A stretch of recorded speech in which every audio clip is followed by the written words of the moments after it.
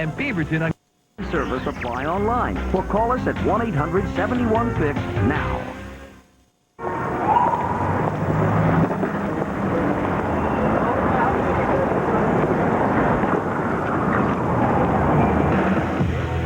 Say goodbye to being stuck with equipment your business has outgrown and tap into the Kinko's network. Do they bowl in Italy? Do they bowl in Italy? It's the birthplace of bocce ball, but you're missing the point of the story. A mom-and-pop bowling ball bag manufacturer in Jersey. Jersey is swamped with worldwide demand after their product is featured in an Italian fashion magazine. Why are you laughing? I was thinking of bocce shirts. Let it go. So they ship via FedEx International Services. With time-definite express delivery to over 210 countries, the bags hit the market. It's a classic macroeconomic love story. Supply meets demand.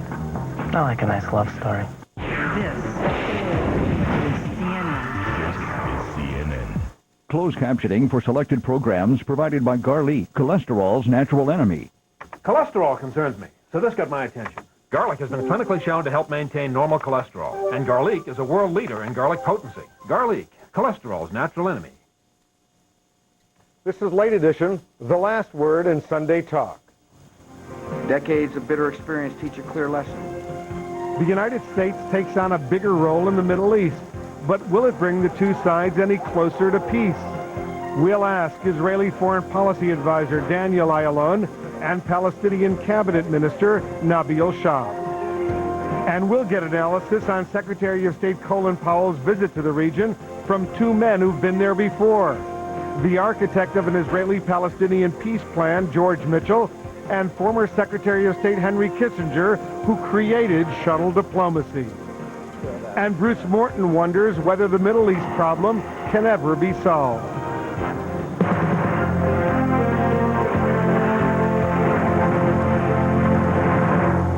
Welcome back to Late Edition. We'll go live to the Middle East in just a moment, but first, here's CNN's Frederica Whitfield in Atlanta with a news alert. All right, thanks, Wolf. The Israeli offensive in the Jenin refugee camp may be winding down, and an army spokesperson says he expects the operation to end today or tomorrow, but intense fighting continues, with Palestinians placing the death toll on their side at 70. Israel says 7 soldiers have died in Jenin. United Nations officials are looking into reports of mass graves in the Bamiyan province of Afghanistan. Today, they traveled with Afghan government officials to the area, which is about 80 miles from Kabul. The governor's office in Bamiyan says at least 35 bodies have been found in one of the graves. Near Bogota, Colombia, a car bomb killed 11 people and wounded more than 70 others early today. Police say the car was set up to explode twice in a busy entertainment district. A small blast that attracted police and onlookers was followed by a second, more powerful explosion. No one has claimed responsibility, but authorities suggested it was the work of leftist rebels. And lawyers for an alleged molestation victim say they'll reveal secret documents tomorrow showing the Boston Archdiocese had 3 decades of complaints about a priest for alleged sexual abuse. The Boston Globe reports the man was transferred to California in 1990, but church officials were not informed of his history. According to the Boston Herald, the priest is accused of having ties with a group that advocates sex between men and boys. I'm Frederica Whitfield. More news in an hour. Now back to Wolf Blitzer. Thank you very much, Frederica. We're now going to hear directly from both sides of the Israeli-Palestinian dispute. Joining us now live from Jerusalem, the Israeli Foreign Policy Advisor, Daniel Ayalon, and in Cairo, Egypt, the Palestinian Cabinet Minister, Nabil Shah. Gentlemen, welcome to Late Edition. And let me begin with you, Mr. Ayalon, and remind you what the President Bush's National Security Advisor, Condoleezza Rice, said on this program only within the past hour about expecting Israel to begin a withdrawal immediately. Listen to what she said. Without delay means without delay. It means now. As a matter of fact, I think the President used the word now with Prime Minister Sharon. She was referring to that conversation, that phone conversation that President Bush had with Prime Minister Sharon. When will Israel begin the withdrawal from these territories? Well, we will pull out, no doubt. We will never ignore the President's request, which also is congruent with our objectives and with our goals.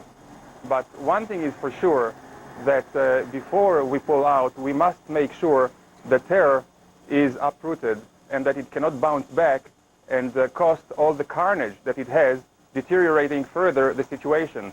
We will pull out, and I believe that we can do it as soon as we finish the job, and that will be hopefully very soon.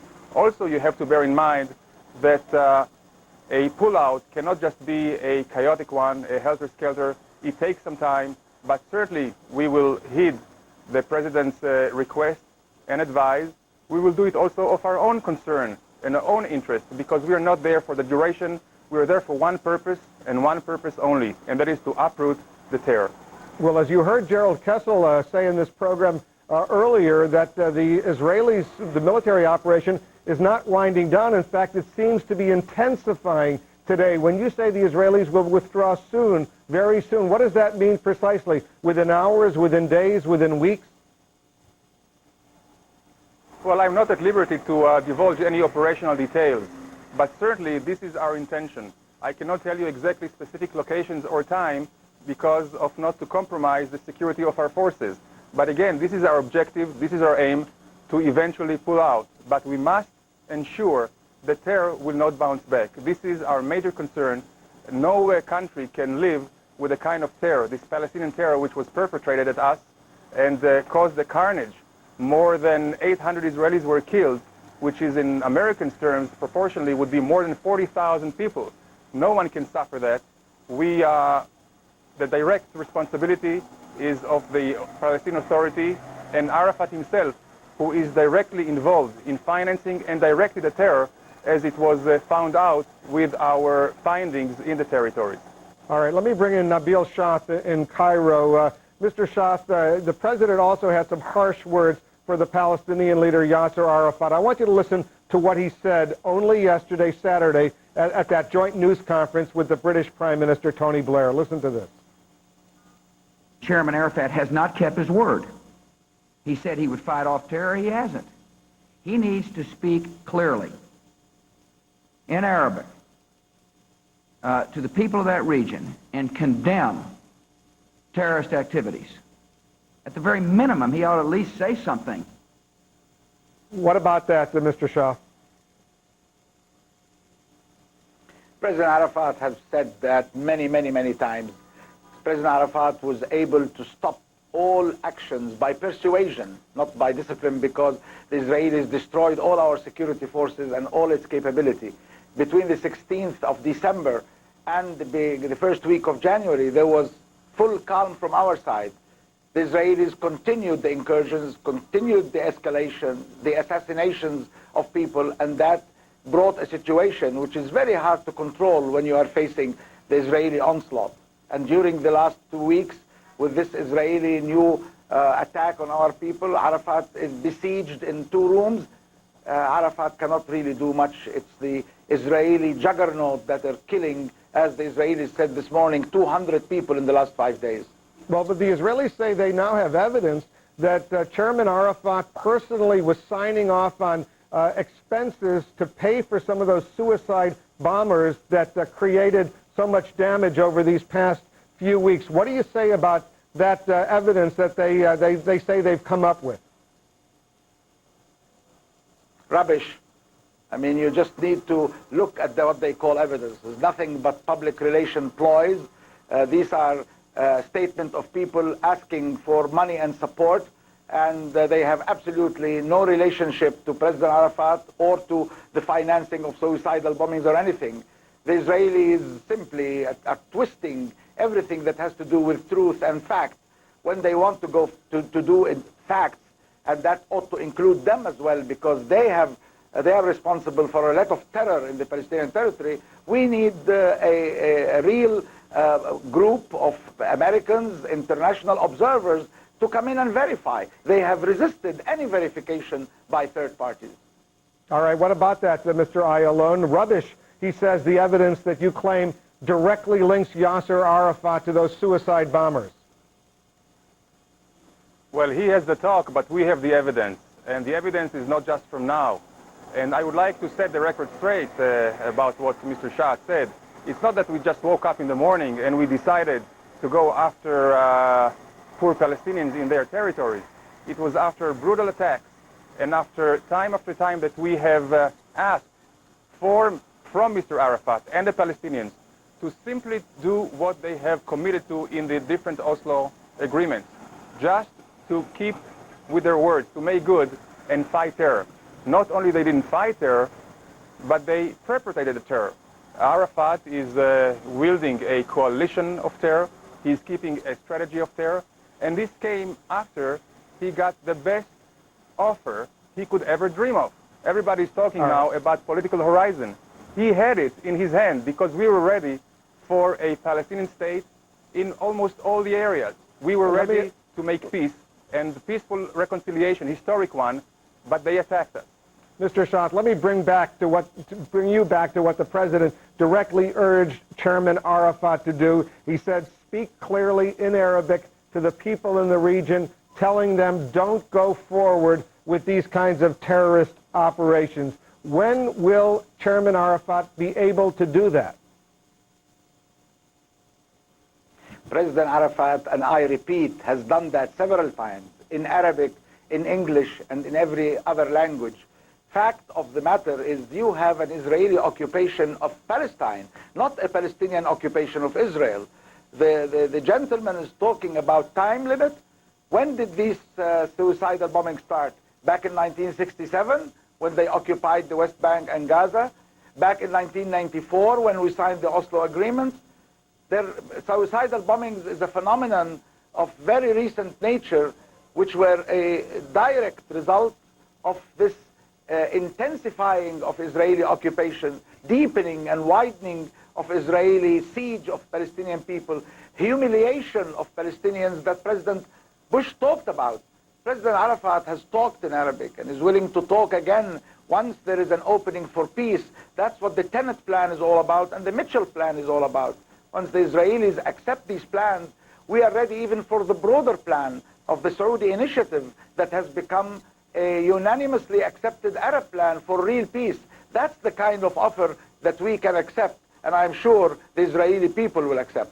And speaking about what the president said, Mr. Ayalon, I want to play for you an excerpt from what the president said about the way Israel is conducting itself right now and what Israel must do for the Palestinians. Listen to what he said. Israel should also show a respect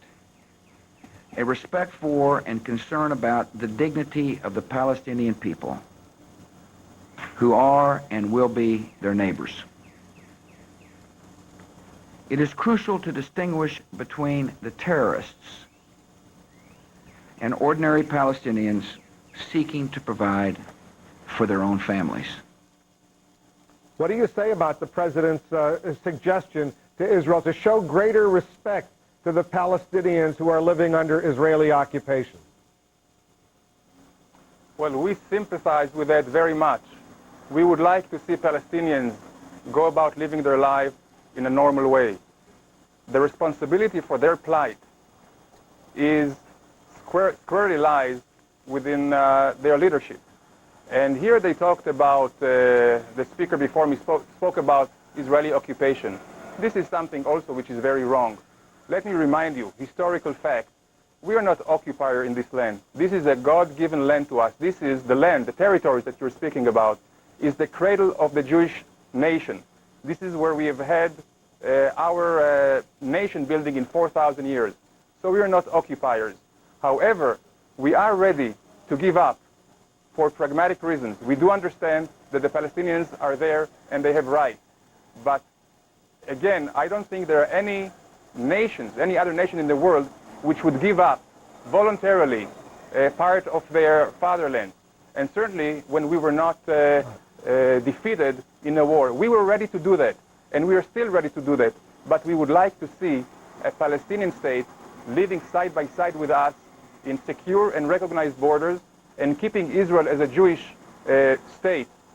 Again, together with and compared with the vision of the president. But one thing we do not want to see is a Palestinian state which will be instead of Israel. Right now they are bent on the destruction of the state of Israel.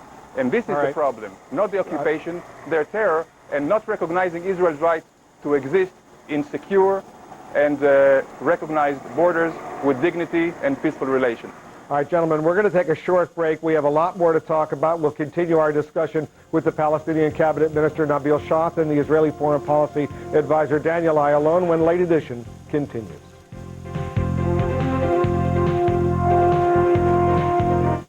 25 years since Martha Moxley was murdered. The explosive trial of Michael Skakel, a member of America's royal family. People in the News, hosted by Paula Zahn. Tonight, 8 Eastern on CNN. Coming across the pure interaction.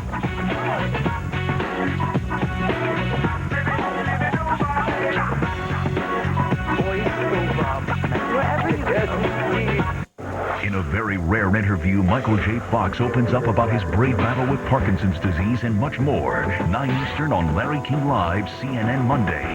From CNN Headline News, your source for the news you want when you want it. Here's a helpful time-making tip. When traveling, take advantage of airline conveniences like electronic ticketing and online flight reservations. Watch CNN Headline News, the ultimate time saver for real news, real fast. Make some extra time today by letting Jiffy Lube change your oil. While you're there, enter to win a trip to luxury at the Bacara Resort and Spa in Santa Barbara.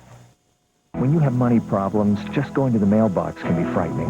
It's the same when the phone rings. You know it's another creditor. I thought bankruptcy was the only way out. And then I called Ameridebt. Every day, Ameridebt helps more people with money problems. We're a nonprofit organization offering free consultations to consumers seeking to eliminate their debt. Now my balances are dropping, and I only have one small monthly payment. Call this number regardless of your situation. Ameridebt, helping America get out of debt.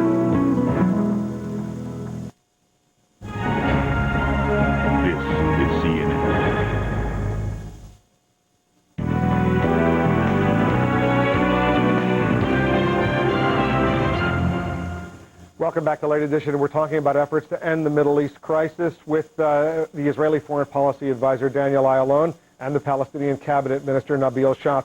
Mr. Shaath, there still seems to be a little doubt right now whether Secretary Powell will in fact meet with Palestinian Authority President Yasser Arafat when he's in the region later this week. Do you have any doubt about that?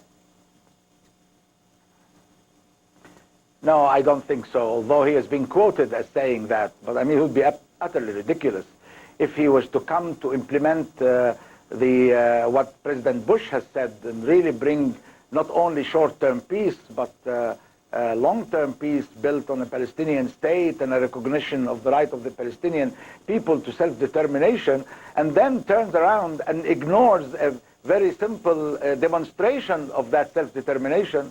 They elected democratically their president and their authority, and if Mr. Powell doesn't meet with the Palestinians, the major aggrieved party under occupation, contrary to what Mr. Ayalon said, it reminds me of Milosevic and Kosovo, but let's forget that for a minute. Mr. Powell will not meet with anybody if he doesn't meet with Mr. Arafat. There's no Palestinians willing to talk to him, and I doubt that the Arab leaders will talk to him, will say anything useful to him if he is not going to see the major party. I think he's going to meet Mr. Arafat. And Mr. Ayalon, the Israelis effectively have Mr. Arafat under house arrest in Ramallah. Will your government allow the Secretary of State to meet with Mr. Arafat? Well, I have no doubt that when the Secretary of State arrives here and he has his plans, there is no interference from our part whatsoever. We respect very much the Secretary. We would welcome his coming to the area, and we will cooperate with him to the extent possible as we have in the past. The problem with Arafat, it is true that he is the recognized leader of the Palestinians, but on the other hand, he is a terrorist, and we have the evidence to prove it. Not only that, he is the major obstacle to any progress. He is the one, and we have here also the benefit of experience. We had. But let me interrupt you. Let me interrupt you, Mr. Let me interrupt you for a second, Mr. Ayalon. Let me ask you this direct question. You want Arafat to curtail terrorism, but if he is effectively under house arrest in Ramallah and his security forces have been uprooted by the Israelis, how do you expect him to do much to cooperate if there's so little he can effectively do? Well, he wasn't secluded and then was asked to combat terrorism. This was the other way around. He had time after time chances for 18 months now to stop terror. Mr. Shah before said it's only a persuasion. Arafat could persuade. He could have done it. He had many opportunities. He has failed them all time after time. And he's the one who is sending this suicider into our midst. This is a recognized fact, and this is the problem. Now, and on not that only point, that, on that he's point, also Nabil, very insightful. Let me bring back Nabil Shah. Arafat. Let me bring back Nabil Shah. Mr. Shah, President Bush seemed to make a very similar point on the issue of suicide bombers when he spoke out on Thursday in his speech. Listen to what President Bush said specifically on that. I call on the Palestinian people, the Palestinian Authority, and our friends in the Arab world to join us in delivering a clear message to terrorists. Blowing yourself up does not help the Palestinian cause. Will President Arafat call for an end to suicide bombers?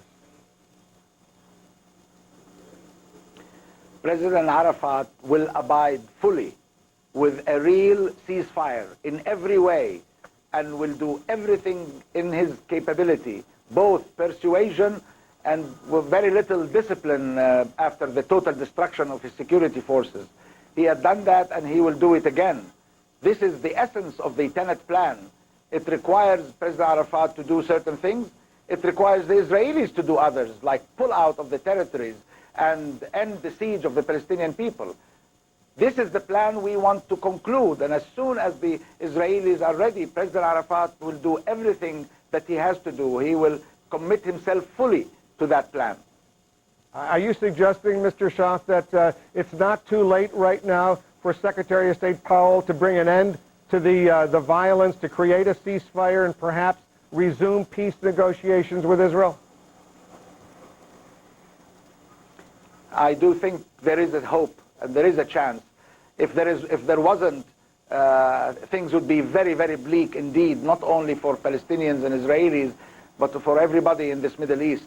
We still have not only the hope, but the determination to bring a ceasefire to succeed and to proceed towards a real peace. I mean, while we were being devastated, I went to Beirut on President Arafat's orders to try to persuade all the Arab leaders to accept the Saudi plan, and they did unanimously. When we were being devastated, we were still talking to General Zinni about a ceasefire. We want peace for our people. We want peace also for the Israelis. We don't want to stay fighting and be killed by the Israelis. I think we need to see an end of it. And very briefly, Mr. Ayalon, we only have a few seconds left. Do you agree with Mr. Shah that there's still hope for a ceasefire and peace negotiations? Oh, certainly. And Israel will do its utmost for the successful implementation of the Tenet and of the Zinni's mission. In fact, Mr. Shah said that they were talking to Zinni about ceasefire and Tenet. We have accepted, and we have accepted fully the paper that General Zinni prepared, but to no avail. However, we very much hope that peace will prevail, but for that, terror must stop, and also the incitement. And here I must tell you that Arafat himself is calling for million shaheeds to explode in Jerusalem and in Israel. This is not very helping for peace. And something else, which is more even worrisome, is the education to peace. Right now, Palestinian children have very hateful material, insightful material in their textbooks. So what does that tell about the intentions of the Palestinians for the future? We are very much for peace. We would like that they would change their ways and we can move forward and implement Tenet, Mitchell, and beyond.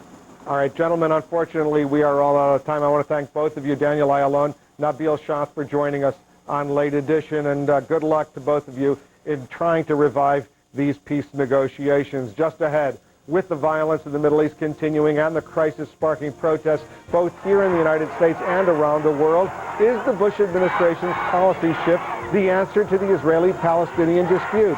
We'll talk with former U.S. Secretary of State Henry Kissinger and international peace negotiator and former U.S. Senate Majority Leader George Mitchell when Late Edition continues. My whole family's on America Online. AOL keeps me in touch with my daughter who's away at grad school. I write my mom a lot. She has AOL. I get to share pictures with my sisters. My college buddies on my buddy list. My brothers are on my buddy list. AOL is very easy to use. It's like a community. The parental controls help me safeguard my kids. I keep in touch with my cousins and my grandparents. AOL brings the world to you. America Online has stuff you won't find anywhere else. America Online, so easy to use, no wonder it's #1. Call 1-800-4ONLINE. Keeps us connected. It's the best thing we ever did. Cancer is such an isolating experience. I was first diagnosed with breast cancer when I was 26. There's some very exciting work going on now to treat cancer. I'm working on a cancer vaccine to help the body fight cancer cells. Pharmaceutical companies are developing over 300 new medicines for cancer. 10 years ago, I might not be sitting here today. We're working on drugs that directly affect people's lives. I owe them my life.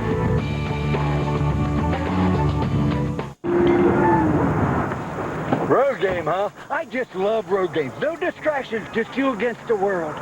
It's an opportunity to prove yourself, to show everyone out there you can win no matter what. It's just a sales call. Son, there's no such thing as just a sales call. When you're on the road, count on Fairfield Inn's inviting affordable rooms. Son, you need a fight song. Bum, bum, yeah, fight song. Break out your price. Road game, huh? Now make 3 stays and earn 2 free nights. Call 1-888-MARRIOTT today. Fairfield Inn. Your Marriott awaits. We get it first. We get it right. And more often, we're the only ones who get it. Every day, every night, everywhere, you can depend on CNN to see what happens next. Our nation's resolve is strong. America's committed to ending this conflict and beginning an era of peace. President Bush outlining the U.S. mission in the Middle East. Welcome back to Late Edition. With us now to offer insight into where the Bush administration needs to go are 2 men with long-time experience in international crises. Here in Washington, the former Secretary of State, Henry Kissinger, and in New York, the former Senate Majority Leader and Middle East Advisor to the Clinton administration, George Mitchell. Gentlemen, good to have both of you back on Late Edition. Thank you very much. We've heard a lot about the Mitchell Plan, and Senator Mitchell will be talking a little bit about that as well. But let me begin with you, Secretary Kissinger, and ask you, you have enormous experience. You created shuttle diplomacy in the aftermath of the '73 war. Is this policy shift that the Bush administration enunciated this week too little, too late? It certainly isn't too little, and I don't think it's too late. It isn't too little, you say? No, it is not too little. It is a very major step, and everything now depends on how the negotiations are going to be conducted. Well, you think there can be a ceasefire between the Israelis and the Palestinians in the short term? I think there'll be a ceasefire, and I think there'll be the beginning of negotiations. What about that, Senator Mitchell? You know a lot about this region. You know a lot about the players involved. Yes, I do think that will occur. Obviously, there are many difficulties involved. It's extremely complex and highly emotional. But I think that both societies have come to recognize that there's not going to be a military solution, and the only way to resolve this is through negotiation, and the only way is through negotiation led by the United States. But as you know, Senator Mitchell, a lot of Israelis have lost all confidence in Yasser Arafat. They don't trust him at all. They don't think he can be a true peace partner. And on the other side, Palestinians have lost a whole lot of confidence, if they ever had any, in Ariel Sharon. They don't think he's serious about wanting peace. How do you break that? How do you solve that problem? Well, of course, they're both chosen by their people. Every Israeli I've met wishes someone other than Arafat were the leader of the Palestinians, and every Palestinian I've met wishes someone other than Sharon were the leader of the Israelis. But as President Bush said just 2 days ago, it's not up to him or any American or any outsider to tell either society who they must choose as their leaders. And I think as the leaders of those societies, they recognize this. Wolf, on my last visit there, which was a few months ago before the worst of the violence heated up, I was struck by the fact that both Prime Minister Sharon and Chairman Arafat said to me separately after meetings, one day after the other, almost exactly the same words. Senator, this must end because life has become unbearable for our people. And it's gotten much more unbearable since then. So I think they both recognize the need for bringing this to an end. Dr. Kissinger, on that personal level of mistrust between Sharon and Arafat, can they work together effectively? No, frankly, I think if it depended on the personal relationship between Sharon and Arafat, there'd be no negotiation. And even if it depended on the attitude of the population that want peace, but they also want their maximum objective.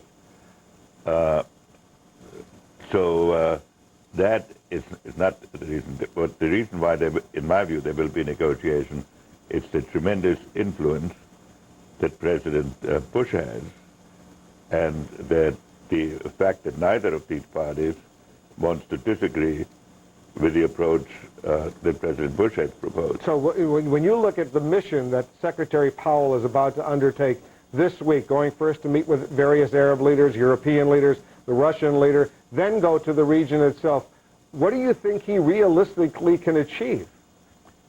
Well,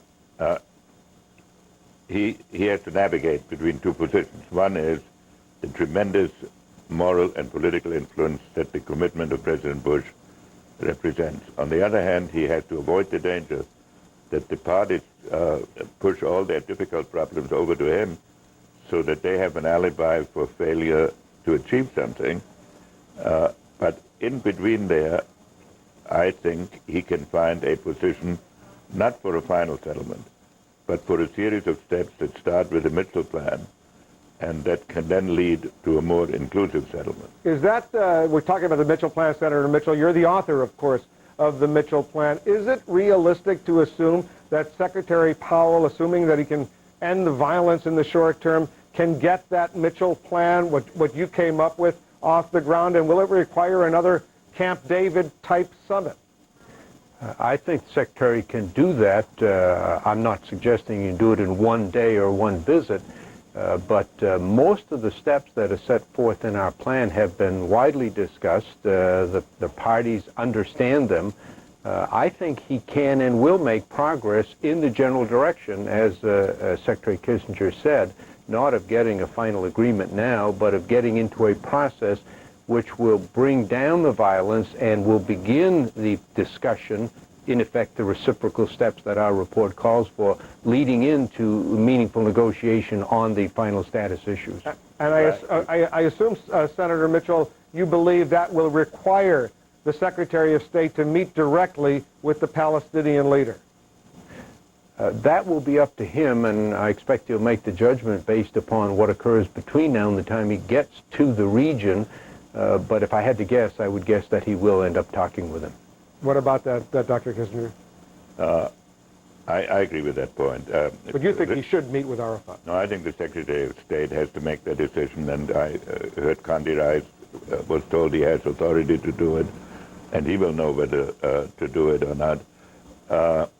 I think it is important, however, that before he gets to Israel, because we all talk now about ceasefire in Palestine, it has to be brought home to the various Arab leaders that terrorism and suicide bombing is an obstacle to stability and peace and not a way to peace. And he has to pick up, and he will pick up, I'm sure, on what the President stated so eloquently yesterday about the responsibility of Arab leaders to bring an end to terrorism and to an attack on civilians.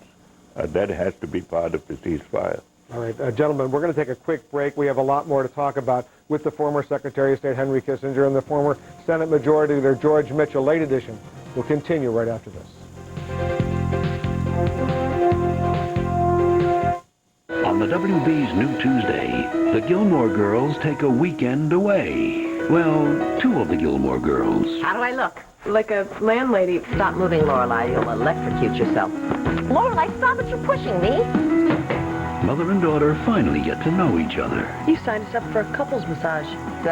So a couples massage is for a couple, not a couple of people. An all-new Gilmore Girls on the WB's New Tuesday. Do they bowl in Italy? Do they bowl in Italy? It's the birthplace of bocce ball, but you're missing the point of the story. A mom-and-pop bowling ball bag manufacturer in Jersey. Jersey is swamped with worldwide demand after their product is featured in an Italian fashion magazine. Why are you laughing? I was thinking of bocce shirts.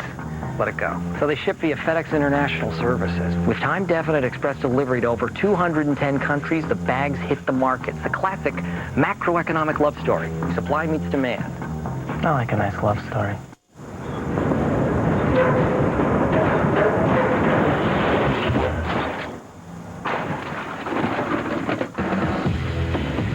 Say goodbye to machines taking up valuable office space and tap into the Kinko's network.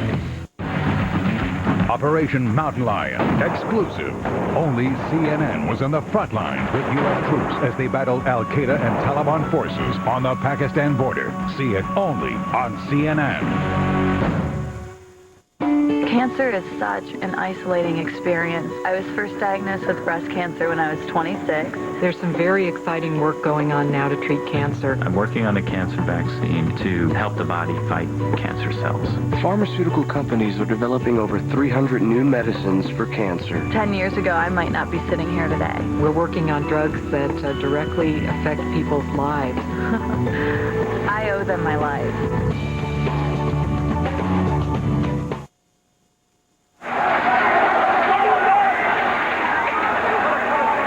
Police in Beirut, Lebanon used water cannons on protesters this past week. It was one of several pro-Palestinian demonstrations held in various Arab nations. Welcome back to Late Edition. We're continuing our conversation with the former United States Secretary of State Henry Kissinger and the former U.S. Senate Majority Leader George Mitchell, the author of the Mitchell Plan. And let me begin with you, Senator Mitchell. The president yesterday, actually in an interview he gave to ITN in Britain, seemed to suggest that the intensive effort that former President Clinton undertook to end the Israeli-Palestinian conflict may have backfired, although yesterday he subsequently clarified what he had to say. But I want you to listen to what he said in that original television interview earlier in the week. We've had summits in the past, as you may remember. It wasn't all that long ago where a summit was called and nothing happened, and as a result, we had a significant intifada in the area. And as I said yesterday, he suggested he wasn't blaming President Clinton for any of that, but there seems to be a notion that what former President Clinton tried to do late in his administration was a major miscalculation. The Arab nations, the Israeli public, the Palestinian public were simply not ready for that kind of bold venture with the former Israeli Prime Minister Ehud Barak. Was it a major blunder? Well, I think we should accept the President's clarification and the clarification made earlier by his spokesman, Ari Fleischer, when a similar statement was made. They say there was no intention at all to suggest that the violence was a result of President Clinton's efforts, and I think we should accept that as they say it. And I think that ought to be the end of it. Well, what about that? Irrespective of what the President, Ari Fleischer, said, objectively speaking, Dr. Kissinger, was it a mistake for former President Clinton to go into that Camp David II summit clearly unprepared, the parties unprepared for an agreement? Of course, in fairness to President Clinton, one has to say that Prime Minister Barak urged him to go into that summit. I'd make a difference between the intention, which was noble, and the ability to carry it out in 1 week, which I think was too optimistic. And the attempt to settle every problem simultaneously has a tendency to radicalize the debate because it gives a sort of a veto to the most extreme groups. So as a strategy, I prefer the Mitchell approach, and also a similar one I used to practice, which is to go one step at a time. Step-by-step diplomacy. But that is no criticism of the motive and of the desire, of the attempt to do it. What about that, Senator Mitchell? Is it wise to go back to the Kissinger philosophy of step-by-step no, I'm talking about the Kissinger philosophy of step-by-step implementing various stages and assuming you can't get the full deal anytime soon? Well, of course, that's what President Clinton did. It wasn't as though the summit occurred in a vacuum without any prior events. There had been several steps taken prior to that, several conferences held in which some in which President Clinton participated directly and some in which he did not. So I think he should be commended for the effort. You know, Wolf, a lot of the same criticism was directed at President Clinton for getting involved in Northern Ireland. He was the first and only American president to make resolution of that conflict a high priority for the United States, the only American president to go to Northern Ireland while in office. And before we got a peace agreement, when there were a lot of setbacks and a lot of violence, there was a lot of criticism leveled at him by some in this country, some in other countries. But the reality is, of course, we would not have gotten the Good Friday Agreement, nor the benefits that have flowed from it, even though implementation has been difficult, without his efforts. So sometimes it does take a new effort, a new initiative to reach what I think was a very good result in that case, unfortunately, in the Middle East. But I also think one thing that hasn't been mentioned that ought to be is that there's a widespread discussion, and I think not universal, but widespread acceptance of the fact that if and when a final agreement is reached in the Middle East, it's going to look very much like what President Clinton himself proposed just before leaving office. And Senator Mitchell, as our viewers here in the United States and around the world will recall, it was your personal involvement in that Northern Ireland agreement that achieved the results that, of course, were achieved. Let's take a caller from California. Go ahead with your question, please. Yep. Go ahead. Thank you, Wolf. My question is for the Secretary, the former Secretary of State. Go ahead. How long do you think it's going to take for everything to come together? All right, that's a fair question. Dr. Kissinger? I think probably an agreement on negotiations will come fairly soon. What does that mean, an agreement on negotiations? The first thing that probably will happen is a ceasefire. That Secretary Powell will arrange? That Secretary Powell will arrange or come close to arranging. Then there'll be the opening of negotiations, which probably involves some haggling. Then I believe that one has to move in stages from then on, because to go from where we are with all the killing that has gone on to a final settlement which requires huge adjustments in positions is not possible. Even though the outlines were, as Senator Mitchell says, what President Clinton came up to in the final hours at Camp David seemed to be where some agreement might eventually emerge? That would require for the Arab side a giving up of the 67 borders. It would be a big step towards them, but not a final settlement.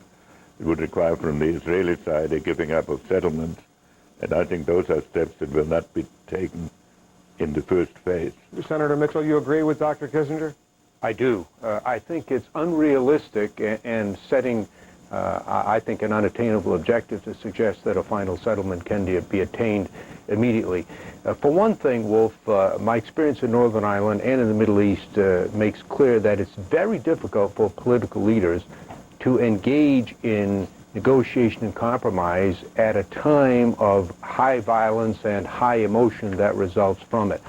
So you necessarily have to have a period of time, which our committee called a cooling off period, during which other measures will be taken, some of them rather modest, some significant, to try to reestablish at least a minimum level of confidence and a minimal level of reduction of emotion, so that when you get to those final status issues, which are extremely tough, obviously they have been settled over many years and despite many efforts, that you create a basis, a framework within which the leaders can make those kind of compromises to reach a final agreement. And so I think Dr. Kissinger is right. It's going to take some time to do that, and I don't think we should suggest in any way that that's the Secretary's immediate objective, and then somehow if he doesn't get that, he's, quote, failed. I don't think that's the case. I think he'll make significant progress in that direction and get the process going.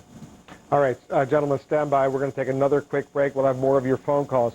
For Henry Kissinger and George Mitchell, late edition. We'll be right back.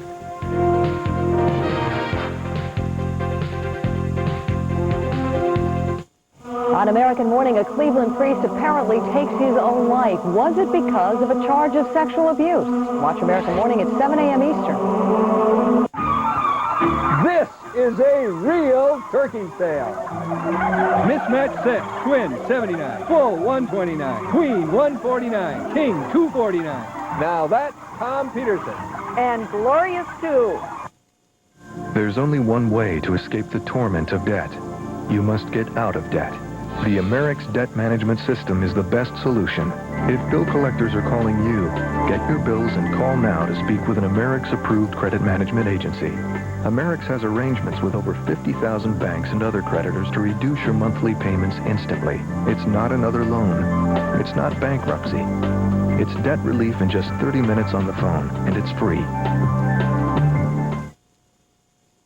Experience NASCAR on FX with the Road to the Winston Sweepstakes. You and 3 friends could win the ultimate weekend at NASCAR's All-Star Race, the Winston, with an RV, pit passes, cash, and more. Or win a trip behind the wheel of a Winston Cup-style stock car at the Richard Petty Driving Experience. For prizes, rules, and entry, log on to fxnetworks.com and watch NASCAR on FX. Listen to Lee and Susan and the Waking Crew every Friday morning on KUPL for your chance to win a trip to the Richard Petty Driving Experience. Hi, Bob Lamphere Jr. here at Beaverton Honda Used Cars. Here's Dave to tell you about this week's specials. Folks, more great buys from Beaverton Honda. A 99 Toyota Camry. It's an LE, $13,995,000 below Kelley Blue Book. How about this 97 Accord? It's an LX. It's $89,995. You just can't find prices or cars like that anywhere but right here at Beaverton Honda. Here's a 97 EX Civic. Moonroof, loaded, $89,995. Thousands below Kelley Blue Book. Come see us. Farm tables, we have them all. Small rectangular, large rectangular, round, drop leaf, tile top. And today you can buy this table and 4 chairs for only $149. Now that's Tom Peterson. And Glorious too.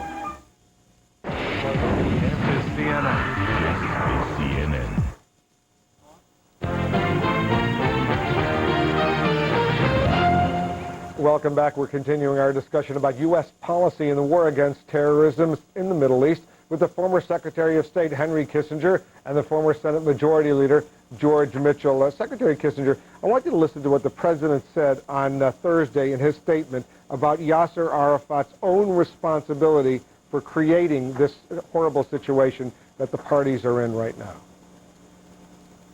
The situation in which he finds himself today is largely of his own making. He's missed his opportunities and thereby betrayed the hopes of the people he's supposed to lead.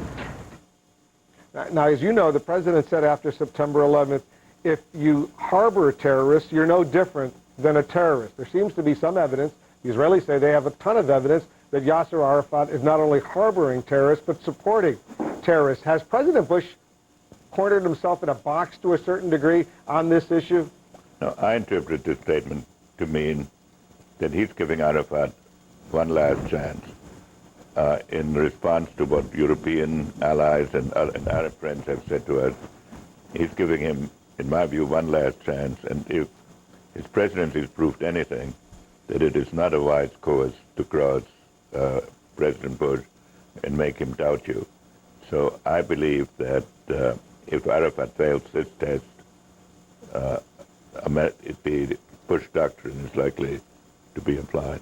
What about that, Senator Mitchell? Is this Arafat's last chance?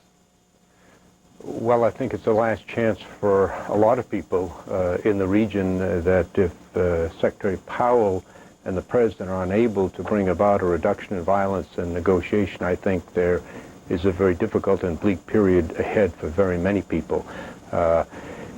Wolf, it's a very difficult question. President Bush made that statement, and then the very next day he said that it's not up to him or any American or anyone else to tell the Palestinian people who they must choose as their leader, just as it is not our view to tell the Israelis who they must choose as their leader. My hope is that rather than speculating on failure, we will be strongly supportive and encouraging of the Secretary in his visit so that the result will be a positive one and we won't have to deal with what I think will be the very highly negative consequences of a failed effort now. Two polls came out, Secretary Kissinger, in Israel this past week. One asked the Israeli public whether they support the Israeli government's decision to wage a wide-scale war. Look at the answer. 72% supported that decision. Another poll showed that Ariel Sharon's job approval rating has increased from 45% only a month ago, not very high, to 68% right now, which seems to suggest the Israeli public very much supports what Sharon is up to. Yes, and polls probably show that the Palestinian public is still standing behind Arafat. What Sharon will have to convince its public of, if the negotiations go the right way, is that this series of steps was what finally brought home to the Palestinian side that terrorism doesn't work and that some compromise solution was necessary on their part, and therefore also adjustments have to be made in the Israeli position. All right, let's take a caller from Connecticut. Go ahead with your question, please. Yes, gentlemen, I'm curious why, in light of the evidence, many pieces of evidence, that the mainstream Palestinian Authority and Yasser Arafat have as their objective the destruction of Israel. Why, number one, do you think that Colin Powell will be able to achieve any kind of steps towards peace? And why do you think the entire world has spoken out so vociferously against Israel? All right, let's ask Senator Mitchell those two questions. Go ahead. Well, of course, there's substantial evidence to the contrary as well. The Oslo Accords entered into by the Palestinian Authority and Yasser Arafat specifically provide for a two-state solution and respecting the existence and the sovereignty of Israel behind defensible borders. And there have been numerous statements to that effect. And recently, of course, the Crown Prince Abdullah of Saudi Arabia's proposal was to have all of the Arab states accept normal relations with Israel, which of course suggests that Israel could continue to exist. There plainly are some among the Palestinians and in other Arab states who do not accept Israel's right to exist. I think they're pursuing a fantasy. Israel is going to be there.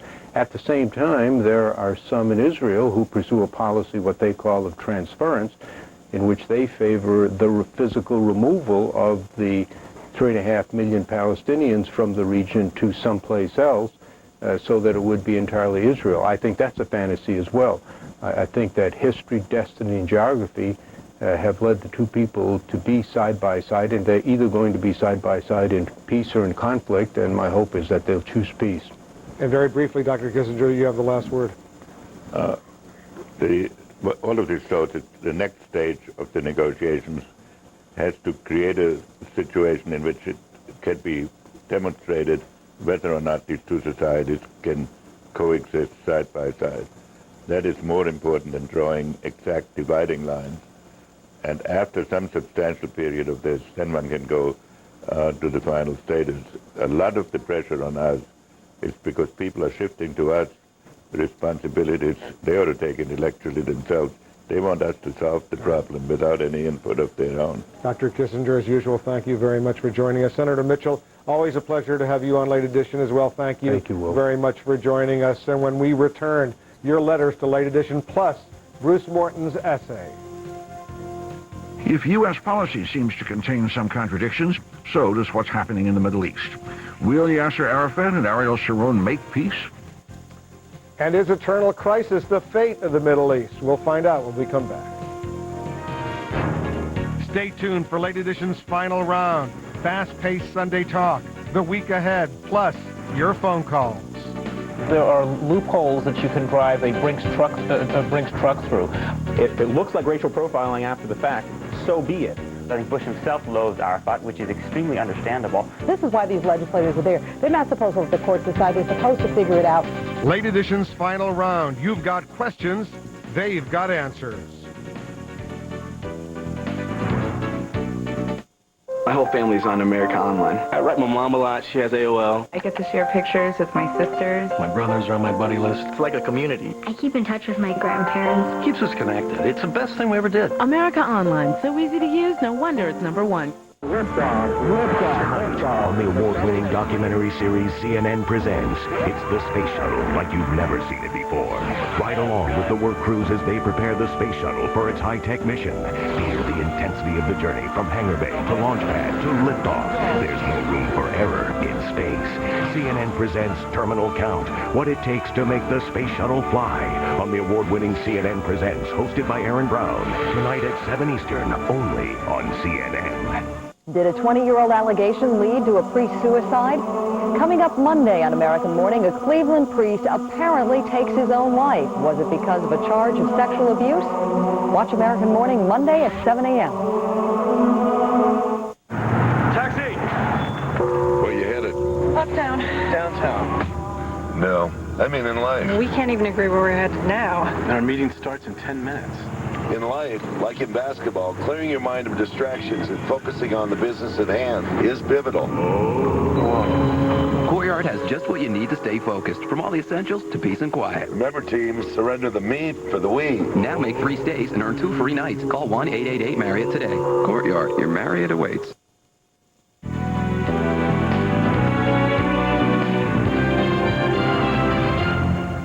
And now Bruce Morton on why the Middle East seems to be a permanent tinderbox. To stop this aggression against our people. Yasser Arafat, people keep saying, should make the terrorists stop. It's not clear that he could, but in any case, the real question is, why should the terrorists stop? They're winning. They are winning arithmetically. A year or so ago, something like 10 Palestinians died for every 1 Israeli. The numbers are much more even now. And the terrorists are winning in another way. Israeli Prime Minister Sharon has invaded the West Bank, but military force, while it can kill lots of Palestinians, can't stop terror unless Sharon's troops shoot every young Palestinian they see. Peacekeeping won't work either. It works only when both sides want it, and that's not the case in Israel. The chances of a peace agreement aren't bright either. The leader of Hamas told the New York Times the other day that Jewish occupation of any piece of Palestine is unacceptable. Jews might be allowed to live in an Islamic Palestine if they obeyed Islamic law, the Sharia, he said, but that would be it. So if Colin Powell or someone else could broker an agreement, terrorists would keep on with their bombs and undermine it. I call on the Palestinian people, the Palestinian Authority, and our friends in the Arab world to join us in delivering a clear message to terrorists. President Bush is, in a sense, stuck. He is at war with terrorism, which he says is evil. Few would argue, but as E.J. Dionne pointed out in a Washington Post column, terror is a tactic, not an ideology. So the Palestinian militants are using a tactic the president calls evil in pursuit of a goal, the Palestinian state, which he has said he supports. So the president wants Sharon to pull back his troops, but says it was Arafat's failure to stop terror that made them invade in the first place. If U.S. policy seems to contain some contradictions, so does what's happening in the Middle East. Will Yasser Arafat and Ariel Sharon make peace? Don't bet on it. Will the Palestinians' terror groups put down their bombs? Not likely, and certainly not because Mr. Bush tells them they should. The United States has some hold over Israel. American foreign aid is important to it, but no leverage with Hamas, Islamic Jihad, and the other radical groups. Peace, abstractly, would be good for the region, of course, and it's natural to think that problems have solutions. But this problem is generations old, and no formula for fixing it comes easily to mind. I'm Bruce Morton. Thank you very much, Bruce. And now time for your letters to Late Edition. Douglas from Tennessee writes this: if suicide bombers can stop peace, they have the power to determine the destiny of the world. And Lawrence in Missouri simply says, the ball is in the Palestinians' court. As always, we welcome your comments. You can email us at lateedition@cnn.com. Time now to say goodbye to our international viewers. Thanks very much for watching. For our North American viewers, stay tuned for the next hour of Late Edition.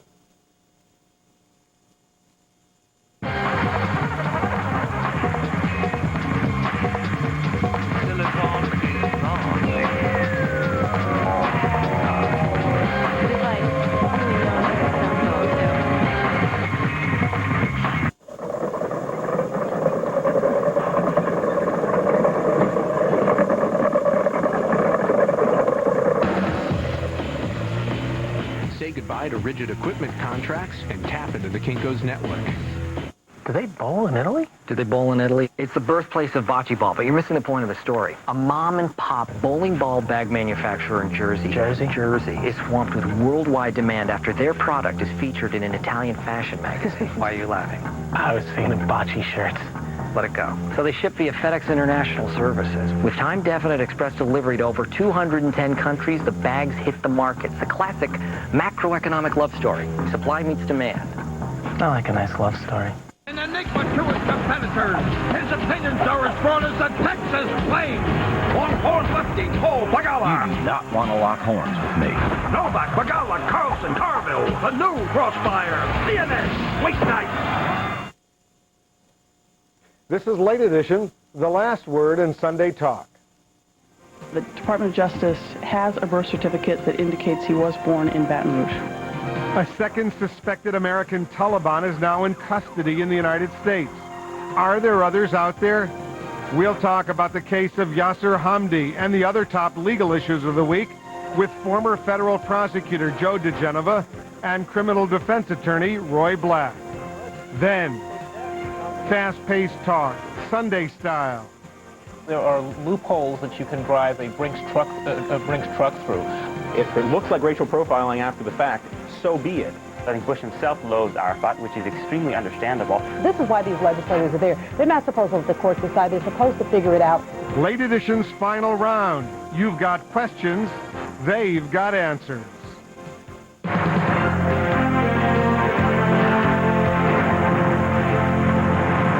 Welcome back. We'll take a look at some of the major legal developments of the week in just a moment. But first, here's CNN's Frederica Whitfield with a news alert.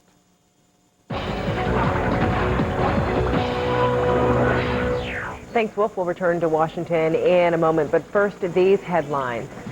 The Israeli army says it has taken control of Nablus. The army says Israeli troops killed more than 30 Palestinian gunmen in heavy fighting there since Saturday.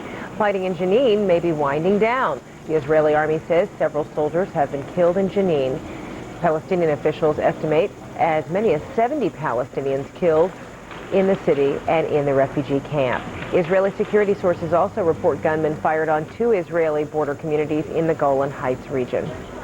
United Nations officials are looking into reports of 3 mass graves in the Bamiyan province of Afghanistan, about 80 miles from Kabul.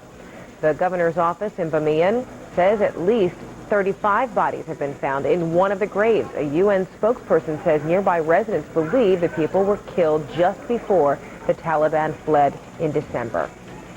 And the Boston Archdiocese is about to be rocked by a new priest molestation scandal.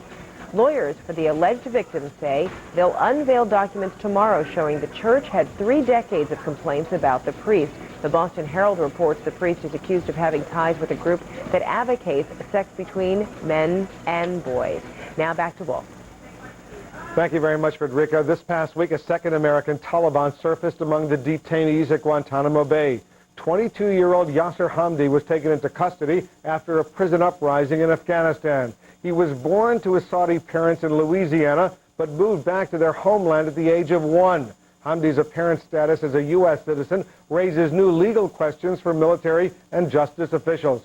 Joining us now from Miami to help sort out the case and other legal issues is the criminal defense attorney, Roy Black, and here in Washington, the former U.S. attorney, Joe DeGenova. Gentlemen, good to have both of you back on Late Edition. And Joe, let me begin with you. What do you make of this Yasser Hamdi? He was brought in from Guantanamo. He's now here in the United States. Do you believe, in fact, just because he was born in the United States, he is a U.S. citizen? Yes, he is. Under American law, he is a U.S. citizen, presumptively. So he can't be stripped of that citizenship? Or? Oh, yes. There are methodologies by which he can be stripped of citizenship, and he can renounce it formally. But the courts have made it very difficult for people to do that, understandably. And to take away someone's citizenship made it very, very difficult. But right now, he is presumptively an American citizen, and under the rules that the president has established, he will be tried, if at all, if he's committed any crimes, and we don't know that yet, in an American court. His situation, by the way, is why I believe that the original decision to use American courts instead of military commissions, even for U.S. citizens, was a mistake. You agree with that, Roy Black, that it was a mistake to use the regular civil courts instead of the special military tribunals, military commissions, as the Pentagon suggested, for others, including U.S. citizens like John Walker Lind, was a mistake? Well, Wolf, we are justifiably proud in this country of our criminal justice system. We are nations of laws and procedures, and yet now, because we're stuck with a little problem, we want to ignore this magnificent apparatus and deny it to hundreds and hundreds of people.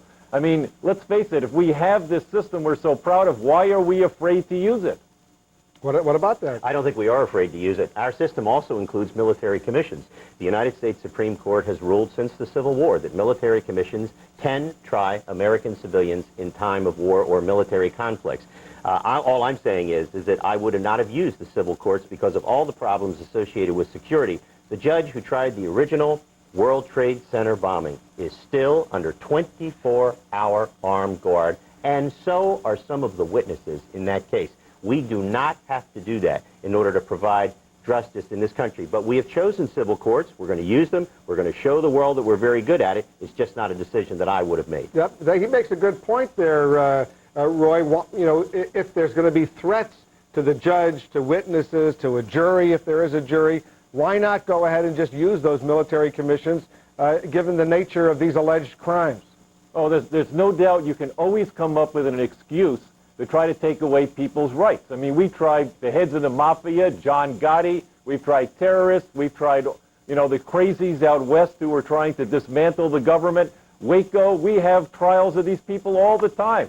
But federal judges are under protection all the time. So are state judges. That is no reason to deny people justice. And these military commissions are not courts. All they are is an administrative proceeding to decide who the Pentagon wants to execute. So let's not confuse this with any kind of justice. It sounds like that Roy Black is saying these military commissions have the deck stacked against anyone, that they've had their minds made up long before there's any witnesses even. Well, no, actually that's not true. Military commissions have been used in our history, and indeed people have been acquitted in them, including some of the people who were tried in World War II. Those military commissions, for example, in World War II, did try American citizens who were, in fact, Nazi spies and saboteurs. But the point is, we are going to use the commissions for non-Americans in certain circumstances. The rules have just been put out for them. They are excellent rules. They permit lawyers, cross-examination, presentation of evidence, access even to intelligence information for the defense lawyers. So I think in terms of the kind of tribunals that we've seen in countries elsewhere in the world, these are absolutely superb. By the way, you saw what happened to one of our American servicemen who fell out of a helicopter in Afghanistan, the kind of justice he got from the Taliban. He was executed on site. I think the Americans are doing quite well, notwithstanding criticism from some of our allies in Europe. Well, Joe, the one thing you're overlooking is that all these rights sound great in theory. The Soviet Constitution gave Soviet citizens all those rights. In fact, that Constitution was written by Joe Stalin. The problem was there was no one to enforce those rights. In this country, we have judges independent of the government who enforce those rights against the government. You can't expect lackeys from the Pentagon to enforce people's rights against the Pentagon and the Secretary of Defense. It'll never happen. So you can put all those rights you want on pieces of paper, and they're not worth a damn. Well, actually, I disagree with that, Roy. I think our history of military justice is actually a superb one. And in fact, our courts-martials and the history of military commissions has been one of immensely successful with the provision of rights. And in fact, as you well know, even the president's order provides for the possibility of habeas corpus and access to federal courts. So while I think your metaphor is cute with Joe Stalin, the American people can be very proud of their military system, and indeed of the commissions which the president has proposed and the Defense Department has fleshed out with some quite good rules.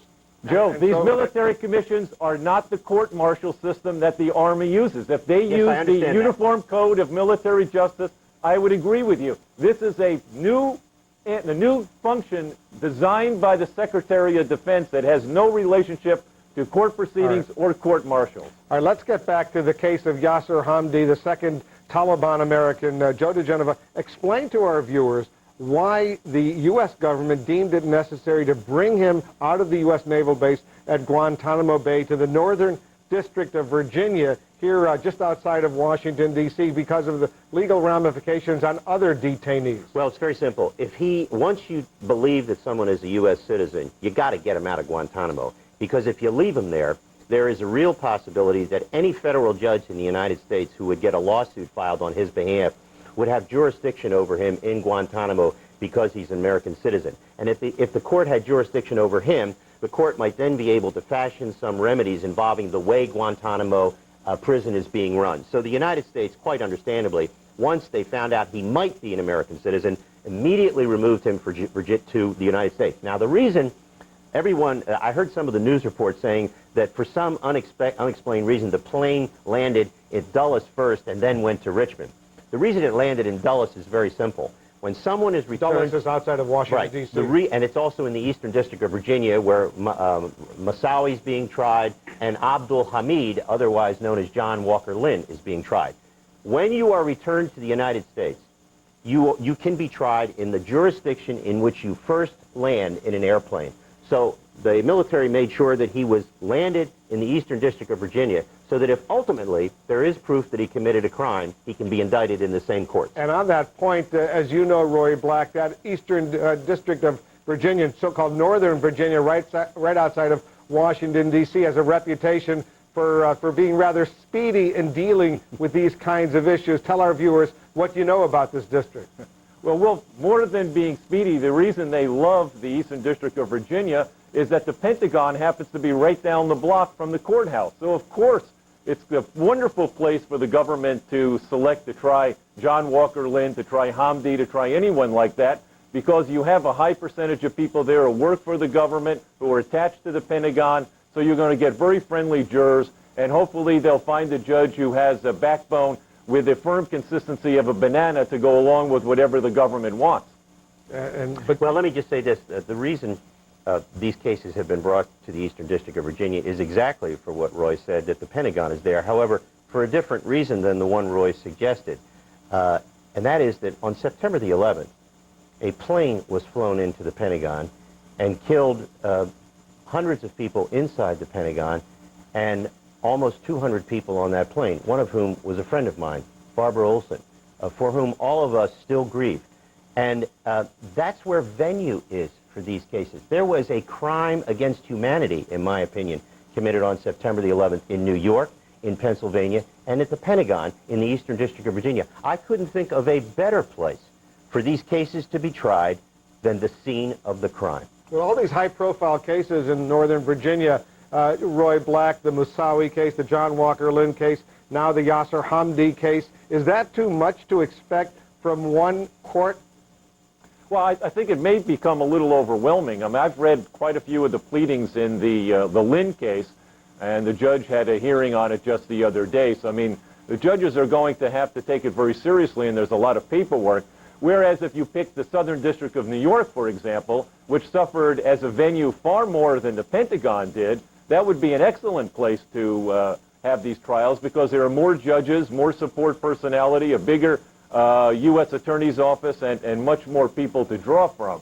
So let's face it, the Eastern District of Virginia was picked for more than being the venue of the crime. It was picked because it's very friendly to the government. Well, Joe DeGenova, you're a former U.S. attorney here in the District of Columbia. Can the Eastern District of in Northern Virginia handle all these high-profile cases? Oh, my goodness, of course they can. They've handled high-profile cases for years. The Ames case was over there. All the major spy cases have been held there. This is a fabulous jurisdiction. They have a tremendous group of federal judges, men and women, who know how to try cases. The Southern District of New York has a great group of judges as well. But the point is, this court is a brand-new courthouse. It has special security precautions. It has a wonderful security perimeter. Not only that, these judges know how to deal with these cases. One of the fascinating things about the hearing that Roy was talking about that occurred the other day of Abdul Hamid, John Walker Lynn, one of the things that happened in that case was they had this huge hearing on some of the issues in the case. And the defense attorney, Mr. Brosnahan, was arguing that there was no way to tell. They said that, of course, Mr. Abdul Hamid was not making war against the United States. He wasn't trying to kill Americans. And Judge Ellis cut right to the quick and said, well, what was he doing there? And he, of course, withdrew the question immediately. Right. These judges are quite good. I think they can handle these cases. What they know how to do is get rid of a lot of unnecessary paper that is usually filed by both sides in these cases. We're going to pick up that point. How strong of a case does the U.S. government have against John Walker Lynn, the so-called Taliban American, but we have to take a quick break. We'll have much more with the attorneys, Roy Black and Joe DeGeneva. They'll also be taking your phone calls when Late Edition returns.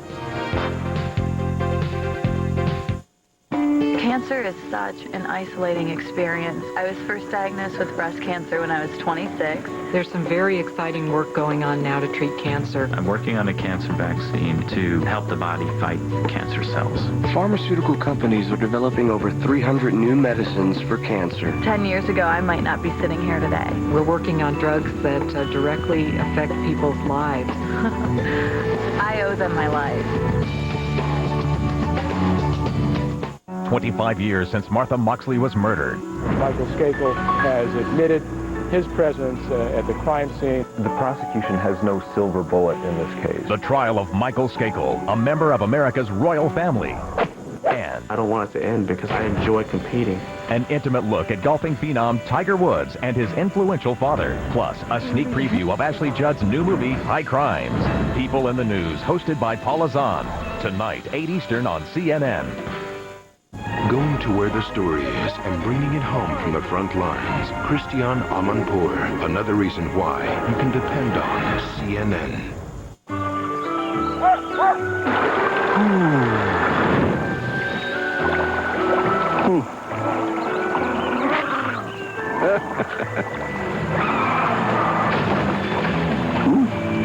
Sorry, Dad.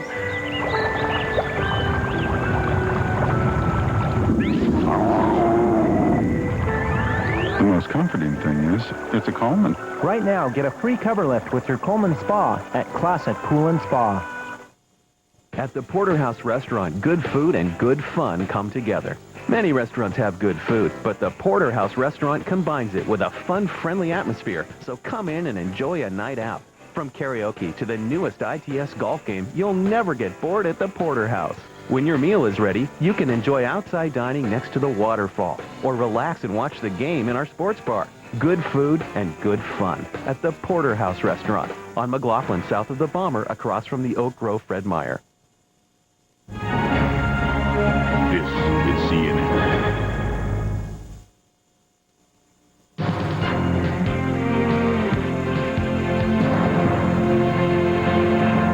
Welcome back to Late Edition. We're talking about some of the big legal stories of the week with the criminal defense attorney, Roy Black. He's in Miami, and the former U.S. attorney, Joe DeGeneva. He's here in Washington. Roy Black, there's a fascinating article by Steve Brill in Newsweek magazine, the new issue that's just coming out today and tomorrow, that suggests that the government's case against John Walker Lynn, the so-called Taliban American, is really not that strong of a case. I think you've had a chance to read the article. James Brosnan, the defense attorney for John Walker Lynn, is a capable defense attorney. Does he have some openings there to score points? Well, Wolf, we've been following this story since the beginning, and bits and pieces keep coming out. I mean, Steve Brill has summed up brilliantly, as he usually does, but we've seen this as it's been going on, and I've been following the pleadings in the case. Let's face it, this entire case rests upon this alleged confession given by Lynn. Without that, they're never going to make a case against him. And that confession is open to serious attack. When you look at these photographs we now see of him strapped naked to the stretcher, he's kept days on end in some type of Dempsey dumpster in the middle of the desert somewhere, denied access to his lawyer, and they say his confession was voluntary. That's a pretty hard sell. All right. Joe? Well, I think the government's case is actually quite good. I think Steve Brill's analysis is as bankrupt as Steve Brill's Content magazine was. I think which went under. Yes. Steve Brill's article is really just hyperbole. It's the classic defense lawyer's look at a case, and it's fine, he can do it. The truth is the government has a very good case. Judge Ellis is going to have a hearing on the admissibility of Abdul Hamid, John Walker Lynn's many statements. He made several different statements to military and law enforcement authorities. He also made statements to CNN and other news organizations which will not be suppressed no matter what happens, and they will be admissible. I think the total evidence in the case makes the case against John Walker actually very, very good. It is, of course, like any other case, subject to excellent cross-examination, but I don't think the judge is going to suppress any of his statements. They will all be admitted. The jury will hear them, and I think it will require a Herculean effort on the part of the defense to create reasonable doubt But on all the counts. What in about this the case. point that that Roy Black just made, that this picture of him basically naked, strapped down, Yes. held for days, and then the government says he volunteered these confessions? First of all, he wasn't held for days in this. This was a picture that was taken of him, as were all the other prisoners taken into custody were treated this way. The reason they're naked is that they are trained by Al-Qaeda how to hide weapons in their bulky clothing. So when you initially deal with a terrorist, one of the first things you do is you make them naked, so they don't have any place to hide weapons. Of course he was blindfolded. Of course he was put on a stretcher. First of all, he was injured. He had to be on a stretcher. He was then treated. He received medical treatment, the same medical treatment that American soldiers did. He got the same food, the same rations that the American soldiers got. I think, again, his treatment will be viewed in context in a war zone, in a military war zone out in the field. These statements will not be suppressed. Roy Black, I want you to react. I don't think that Joe DeGenova, but correct me if I'm wrong, I don't believe he convinced you. No. Let's put it in perspective. Imagine the following. Let's say I take somebody, strip them naked, bind them to a stretcher, keep them in a metal storage tank in the middle of the desert, pump them full of drugs, deny him his right to a lawyer, not telling him that he's a lawyer ready to come in to advise him, and then I have him sign a contract or I sign a will. You think any judge in the world would say that that was voluntarily signed? Absolutely Sure, in a war not. zone. The problem here is, though, they're going to get in front of a judge who's friendly to the government. Remember what Joe said? The first thing the judge says to the defense is, well, what's your client doing in Afghanistan? You know, the presumption of innocence doesn't mean anything in this case, and unfortunately, the regular rules are going to be bent to be sure that this guy is convicted, and I think that's a shame. Oh, I don't think that's true at all. That question that the judge asked was a perfectly normal question that any judge would ask in a preliminary hearing in a matter. And of course, the defense decided not to answer the question. But the bottom line is this. This was a war zone. This is not a fast-moving street scene in Chicago, Washington, D.C., or Los Angeles, Roy, and you know that. This is a war zone. And some of the facts and circumstances are, of course, going to be different than they might be in an ordinary civil case. But when all is said and done, the conduct of the government in this case will be viewed as reasonable, and the confession and all the statements will be admitted. All right, but Joe, the question is not whether the government's actions are reasonable in the middle of a war. The question is that this man voluntarily waive his rights and give that kind of a statement. I think under any test, no one is going to really, looking at this with an unbiased viewpoint, say that in any stretch of the imagination this is voluntary. I'm not blaming the United States for capturing him in the middle of a war and the man's all shot up and you got to pump him full of drugs and keep him out in the middle of the desert. You may have to do that, but it doesn't make his actions thereafter voluntary. All right, let's take a caller from Canada. Go ahead, please. Oh, hi. I just wondering that why that non-American citizen will not get the same right, human right, with the American citizen is getting. Joe DeGenova, explain that. Actually, if they're in our civil courts and they commit crimes in the United States, they would be subject to our civil courts. But under U.S. law and under international law, illegal combatants, which is what the Al-Qaeda people are not entitled to the protection of those laws. They are entitled to be treated as unlawful combatants under the Geneva Conventions and international law, and that's how the Al-Qaeda people and those in Guantanamo are being treated. They are being treated to the laws that they are required to be treated under international law. But the problem... Yeah. Go ahead, Roy. Well, I was going to say that this is really an embarrassing situation. As Joe explained before, they had to take that one possible American citizen out of Guantanamo immediately. Why? Because they were afraid if they found out there was an American citizen there, that somebody may be able to go to an American court and actually invoke some rules of law, and our government was so afraid of the rule of law that they had to get somebody out there immediately so no lawyer or no court could get involved, and I think that's really an embarrassment. Now, actually, that's not true, Roy. The rule of law is being applied right here. The Supreme Court of the United States has ruled... I thought it was the rule of war they were applying, No. Joe. Well, it's both. It's both the rule of war and the rule of law, and in fact... they don't work together. No. The United States Supreme Court has ruled that the rule of war, the rules of war for unlawful combatants apply in these situations, and that military commissions are proper, and that the U.S. courts are not necessary for the treatment of all of these individuals. That is the law under the United States Constitution. Don't say it's not the rule of law. That is the law. Joe, that's not true. The Constitution says that only Congress can create lesser tribunals. These tribunals were not created by Congress, but were created by the executive branch, And that was not the case before the Supreme Court. They upheld Congress's right to create these tribunals. So these tribunals, when they ever occur, are unconstitutional. There is no basis for saying that. All right, well, we'll have to leave that debate for another time because we're all out of time. Joe DeGenova and Roy Black, two of the best legal minds in the United States. Thanks so much for joining us here on Late Edition. Thank you very much. Coming up next, our final round, our very opinionated panel will weigh in on the day's major stories. You can join in as well. Late Edition's final round, right after a news alert.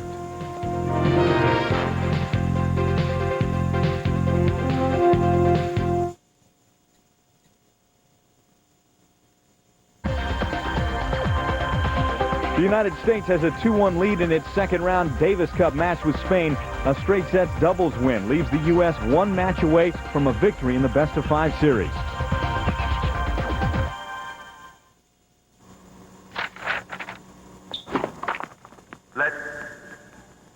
BNP Paribas, the bank for a changing world. Title sponsor of the Davis Cup. On the award-winning documentary series CNN presents, it's the space shuttle like you've never seen it before. Ride along with the work crews as they prepare the space shuttle for its high-tech mission. Feel the intensity of the journey from hangar bay to launch pad to liftoff. There's no room for error in space. CNN presents Terminal Count, what it takes to make the space shuttle fly. On the award-winning CNN Presents, hosted by Aaron Brown. Tonight at 7 Eastern, only on CNN. He was country music's superstar who battled and beat a deadly habit. I just woke up and said, I can flip this. Glenn Campbell, tonight 9 Eastern on Larry King Weekend. You can depend on CNN. Dr. Henry Kissinger speaks out on Colin Powell's mission to try and end the violence in the Middle East. Plus, don't miss veteran newsman Walter Cronkite on the media's coverage of the war against terror on Lou Dobbs' Moneyline. CNN Monday, 6 Eastern.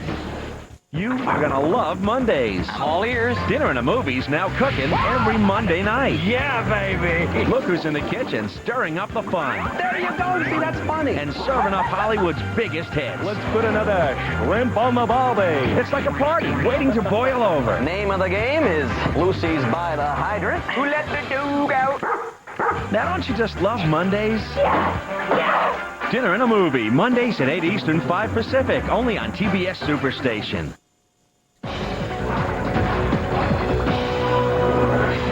I'm Frederica Whitfield. Late Edition with Wolf Blitzer in Washington returns in a moment, but first a look at what's happening. Israeli forces have finished taking control of Nablus, the largest city on the West Bank. An Israeli army colonel says more than 30 Palestinian gunmen have been killed in 2 days of fighting in Nablus. President Bush is pressuring Israel to end its incursions into Palestinian towns immediately. An army spokesperson says he expects operations in Nablus and Jenin to end by tomorrow. In Afghanistan, officials with the International Security Force want to know who fired a rocket at their troops in Kabul. No one was hurt early this morning when the rocket landed near a deserted field. And fire tore through a dorm this morning at DePaul University in Greencastle, Indiana. More than 300 students had to evacuate the building. None of them were hurt, but 2 firefighters were treated for minor injuries. There's no word on the cause of that blaze. I'm Frederica Whitfield. More news at the top of the hour. Late Edition with Wolf Blitzer in Washington returns after this short break.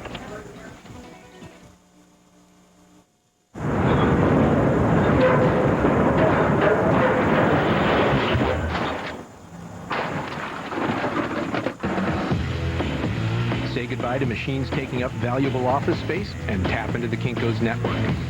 Now is the best time to join America Online. If I knew it was this easy, I would have started a long time ago. Call today and new members get our best offer ever and features you'll only find on AOL. No credit card needed to get started. You've got mail. Email makes staying in touch effortless. I instant message everybody. It's the fastest way to communicate. Parental controls help keep kids safe.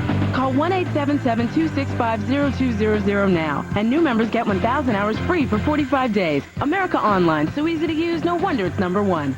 CNN Presents is the most honored documentary program on television. Taking you on epic journeys. Bringing you the unforgettable. Showing you the extraordinary. CNN Presents 2001 Peabody Award winner. Experience the excellence. CNN presents Saturday and Sunday evenings only on CNN. As Israeli and Palestinian forces continue to clash, we take you to the center of the crisis. First and exclusively. No one else gets you this close. For up-to-the-minute and exclusive coverage of events in the Middle East, stay with CNN. Dr. Henry Kissinger speaks out on Colin Powell's mission to try and end the violence in the Middle East. Plus, don't miss veteran newsman Walter Cronkite on the media's coverage of the war against terror on Lou Dobbs' Moneyline, CNN Monday, 6 Eastern. CNN Monday on the all-new Crossfire. It's the left versus the right live. What was an American doing in Yasser Arafat's compound? We'll ask him. Adam Shapiro steps into the Crossfire. 7 Eastern on CNN Monday.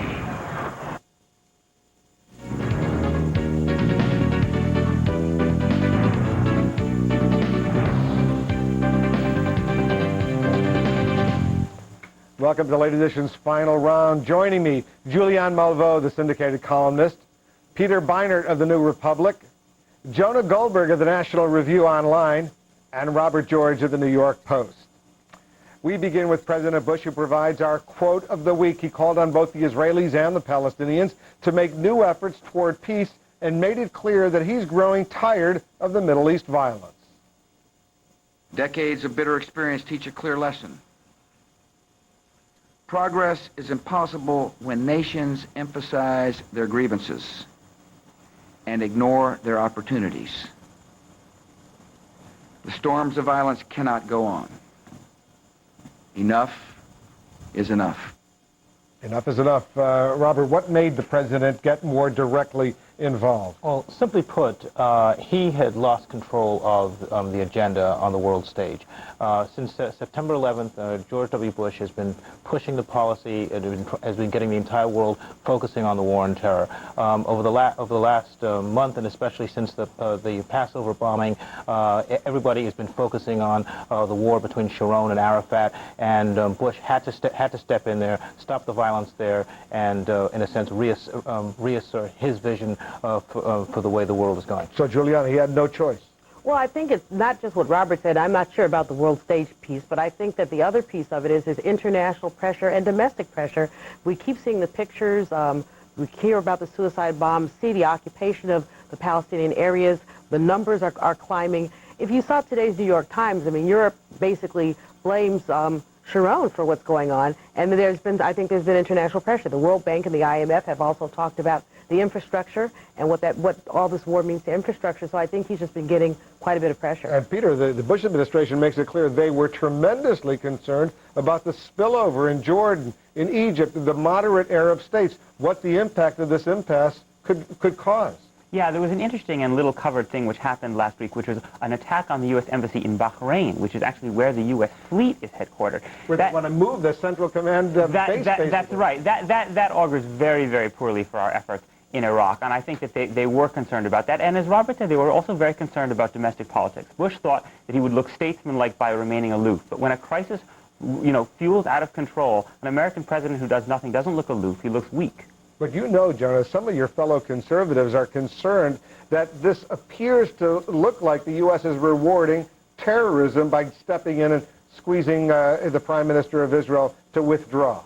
Well, and in point of fact, in some ways it is rewarding terrorism because it is giving many of the people who are orchestrating these suicide bombings precisely what they wanted. It's internationalizing the conflict even more. It's bringing the United States in and all that sort of thing. And but I think Bush basically did the right thing. I think Robert's right that this was basically the brakes weren't working and the car was out of control, and Bush decided that before this got really out of hand, that he needed to sort of get back on track, to mix a metaphor. Let's move on. Although he has said a failure of leadership on the part of Yasser Arafat is responsible for much of the current crisis, the president also issued a strong challenge to Israel to end its current military occupation of Palestinian areas. But the Secretary of State, Colin Powell, emphasized earlier today the president is offering only some friendly advice. The president doesn't give orders to a sovereign prime minister of another country, but as one of Israel's best friends and most supportive friends, I think Prime Minister Sharon has taken very much to heart, and he understands clearly the message the president gave to him. Julian, will Sharon listen to Bush? So far he hasn't. Mr. Bush said on Thursday, without any hesitation, he wanted the troops withdrawn. Today, I believe, there was a report on the wire that they were invading Lebanon. So it seems to me as if he's sort of thumbing his nose at the president, or if not thumbing his nose, certainly saying, this is my plan, I'm going to do it in my own time. And those have been the releases that we've heard earlier. Of course, you know, we support Israel, not only, you know, clearly monetarily and politically, and the fact that to ignore that support, I think is contemptuous, but I think that that's where we are. Sharon is on his own path, and he will pay attention to Bush, but eventually. I don't think responding to attacks from insurgents coming from Lebanon is actually invading Lebanon. But I mean, the main thing is, I can't state this point enough. The Passover Seder was really Israel's 9/11. I mean, the killings in the time. The suicide bombings. You know, 27 people killed, and then another 13 or 14 a couple of days later. That happened in a vacuum. I know it didn't happen in a vacuum, but the fact is, it has concentrated the people of Israel.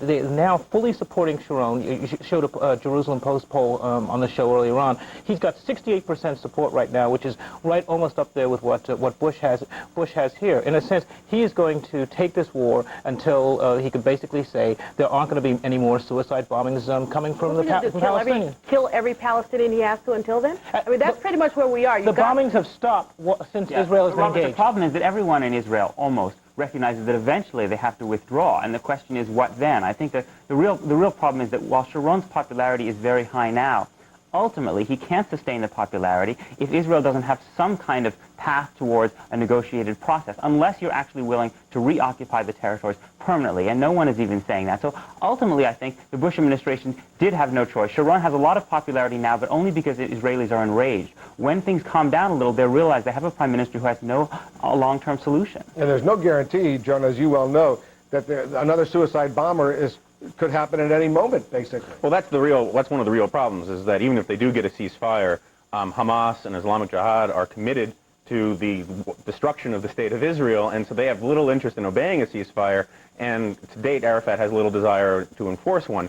You know, but this is one. Enforce one? How could he actually enforce one? He had plenty of opportunities to enforce one, and he's called for ceasefires before, and there have been ceasefires. But the suicide bombers are like freelance people. No, they're not people. There's a huge, many of them are. infrastructure that requires. When you get a 16-year-old girl or a 17-year-old girl who goes and kills gets another. brainwashed and has to be given a bomb and be trained how to do it and placed in a specific location. Yeah, at least one-third of these actually come from Al-Aqsa. But I think Julian is right to some degree.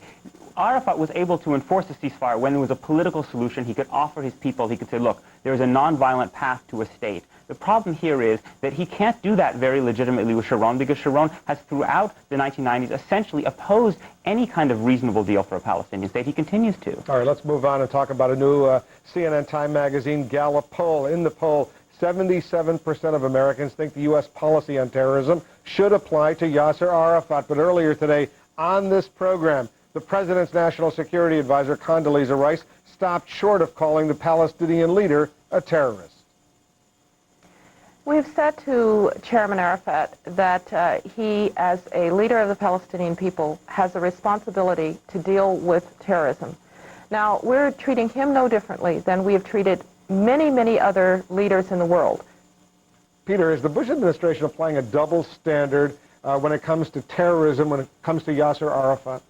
No, I actually think the double standard is probably right. I mean, Arafat is clearly an odious guy, but the Palestinian Authority is not like Al-Qaeda, because the Palestinian Authority is waging a struggle for national liberation. It's like the movements in Kashmir or in Chechnya. When you have a movement for national liberation which has broad support amongst the people, you simply cannot defeat that militarily, even if the leadership is very bad.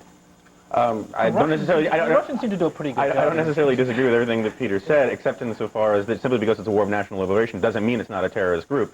Yasser Arafat, to be sure, is a terrorist. I mean, he was a guy who, one way or the other, was responsible for dozens of terrorist acts, all the way going back to Munich Olympics and before. And the idea that somehow, simply because it's a war of national liberation, doesn't mean you can't call these people terrorists seems to me not right. But you can say that, look, there is a double standard, and the reason there's a double standard is because the Arab world likes Yasser Arafat and makes it very difficult to call the guy a terrorist, but obviously he's a terrorist. But even more than that, I mean, let's be clear, there is no Palestinian state. There should be one. And these people are basically fighting for their lives. You may not see it that way. That's how they see it. They're fighting for their lives. They're fighting for survival. They're fighting for space, and they're fighting for their homeland. And that's what the Jewish people in Israel would say they're doing as well. But I think though there's one thing that should be kept in mind here, and something that the administration has to take a look at, and that is, if you recall, 10 years ago during the Gulf War, Arafat sided with Saddam Hussein, while the rest of the Arab world sided with the United States.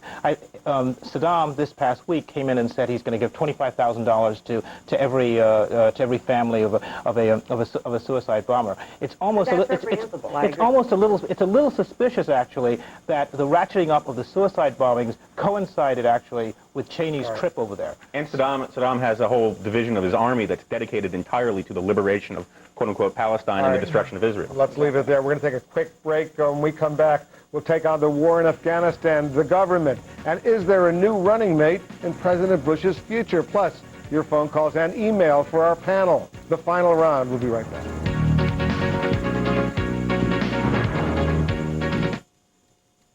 Final Round is brought to you by America's pharmaceutical companies. New medicines, new hope. Cancer is such an isolating experience. I was first diagnosed with breast cancer when I was 26. There's some very exciting work going on now to treat cancer. I'm working on a cancer vaccine to help the body fight cancer cells. Pharmaceutical companies are developing over 300 new medicines for cancer. 10 years ago, I might not be sitting here today. We're working on drugs that directly affect people's lives. I owe them my life. She wore white? She put her past behind her. But you're missing the point of the story. The groom's father-in-law hires him to run the mismanaged shipping department of the family business. No honeymoon? A week in Oahu. That's nice. Not bad, but keep up. The kid turns to FedEx Ground. They give him affordable nationwide B2B delivery with a money-back guarantee. And he gives Daddy Dearest a high-quality, low-cost lesson in who's the boss. Who is the boss? The kid. The kid is now the boss? The kid is now the boss. That's the story? That's it.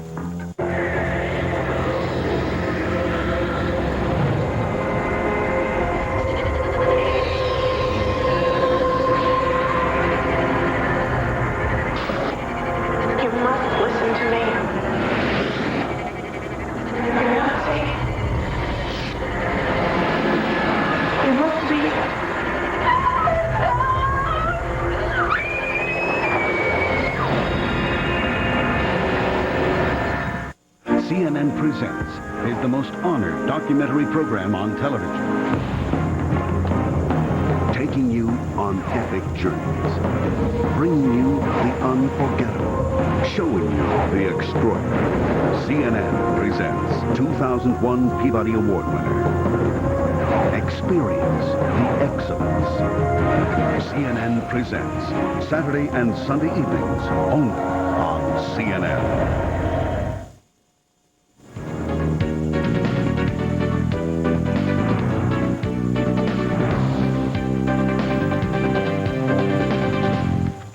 Welcome back to our final round. It's 6 months to the very day that the war in Afghanistan began. Jonah, how much has the United States really accomplished? It's accomplished a huge amount. When you think about the fact that the Soviets were in Afghanistan for, what, a decade and accomplished far, far less than what we accomplished in a matter of months. We've rolled up terrorist cells all over the place. That doesn't mean that we can't do more. It'd be nice to see Osama bin Laden in the stocks, but I think in many ways the administration and the United States in some ways is suffering from the fact that we accomplished so much so quickly that now people are getting a little impatient. What about that, Peter? Yeah, I think we have. We've done a lot to make ourselves more secure. I think where we've been less successful is in really creating stability in Afghanistan. We should be supporting a international peacekeeping force there, which we haven't done. And I think we saw the consequences this week when Iran sponsored essentially an attempted coup against the government. If America is not willing to create stability in Afghanistan, Iran will move in. And we also got Zubadiah. I think that's actually my favorite name. My favorite name actually of the terrorists. No, we've managed to capture him, and I think we can actually say that obviously it would be nice if we had bin Laden's head on a silver platter. But it doesn't have to be silver. Yeah, but it doesn't. Yeah, obviously there's still a lot more to go, but I think it's been absolutely remarkable. You know, I'm always amazed at these 6-month intervals, as if there's any real significance in 6 months. This is a long struggle, as the president has repeatedly said. It is a long struggle, and we have accomplished some things, but the question is how long we're going to need to be there.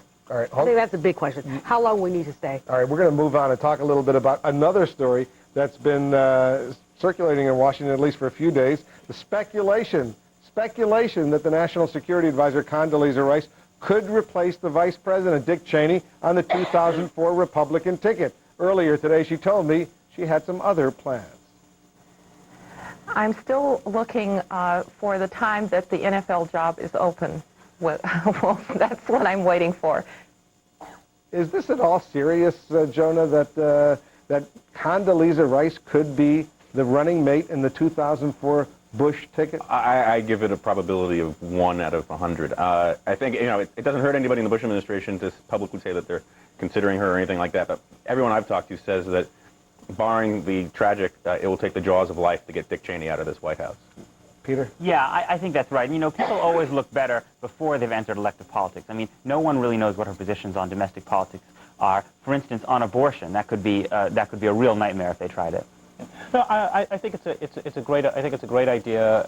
As Jonah said, most likely Cheney will be on the ticket. However, I'm actually looking at 2008 for Jeb Bush, Condoleezza Rice. Way wishful thinking. I mean, Connie brings race and gender to the table, and the Republicans need that. But she's not a politician. She's gotten out a lot more in the last year with Anna Perez in the White House. But the fact is that she doesn't have a base. She's a brilliant foreign policy analyst. She should keep doing that. All right, let's move on to talk about a new government report that suggests that oil drilling in Alaska's Arctic National Wildlife Refuge will not necessarily be harmful to the environment. Environmentalists and some Senate Democrats are accusing the Bush administration of twisting the findings to fit its agenda. Peter, will the administration get its way on the so-called ANWR drilling? No, they're going to lose. I think it's too bad. I actually think I support drilling in ANWR. I think the environmental effects have been way hyped. But the administration partly brought this on themselves. If they had been really willing to bite the bullet on serious increases in gas mileage rates, I think they could have been a grand compromise with the Democrats. Both parties, unfortunately, are making us less energy self-sufficient. Yeah, I'm delighted to hear Peter be in favor of drilling. I've actually been to ANWR, and I can tell you that the environmental arguments about this have been so unbelievably overhyped. Why? Well, first of all, the notion that somehow drilling and caribou don't go together is essentially a myth. Where they've had drilling for 3 decades on the North Slope, the number of caribou in the other herd, I can't remember the name of it, the Central Arctic herd, has increased 5-fold. In many ways, you could say that this drilling is more like those reefs, these artificial reefs we built off the coast of Mexico. I don't think the administration will probably get what it wants, not so much because some grand compromise could have been reached, but because ANWR has become a almost religious icon in parts of the Democratic Party and for environmentalists, regardless of the facts. But wouldn't it go a long way, or at least a little way, to helping the United States regain energy independence as opposed to being dependent on OPEC? I mean, what price are we going to pay for independence when you look at the environment? It's not an icon of the Democratic Party. I mean, the fact is that they're passionate environmentalists who see this as some pristine and unspoiled area where there really shouldn't be drilling. I mean, if we get 1 or 2% more oil, I'm not sure how much that really does reduce our reliance on OPEC. All we need to be doing is looking at alternative energy sources and those kinds of things. That doesn't show up in the Cheney energy plan. Teamsters say it would create a lot of jobs, though, building those pipelines. Well, that's actually the interesting thing here. This is another issue that shows the fault lines between Democrats and the labor base. The labor split in 2000, say West Virginia, and that helped cost Al Gore that state. I think it remains to be seen if the Teamsters decide to basically sit out the 2002 election. You could see a couple of Senate seats that swing on this issue. You know, it's totally bogus. There are very, very few Teamsters jobs up there in ANWR. The Teamsters are interested in one thing, is getting the Federal Oversight Board off their back about corruption, and this is a very, very dirty game I think they're playing with the administration. It's got nothing to do with jobs. Our lightning round. We'll be right back with our lightning round just ahead. Stay with us.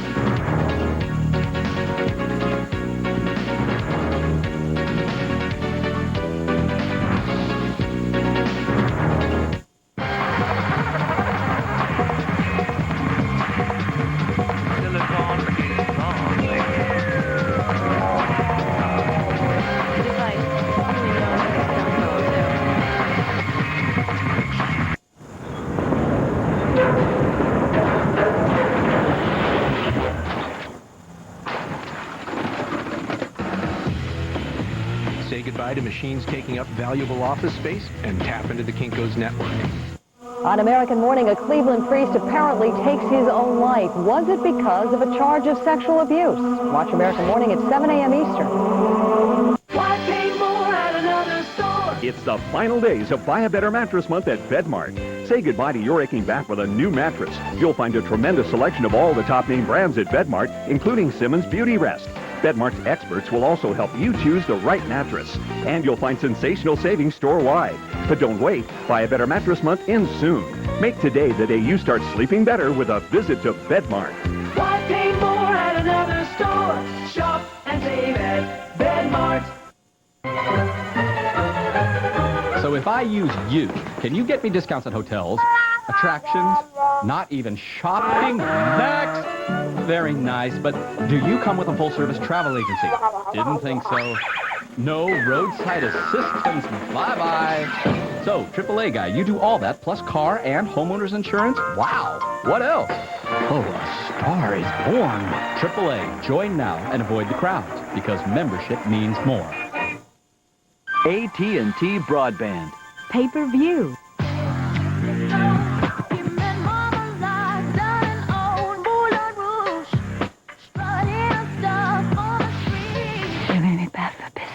I can tell.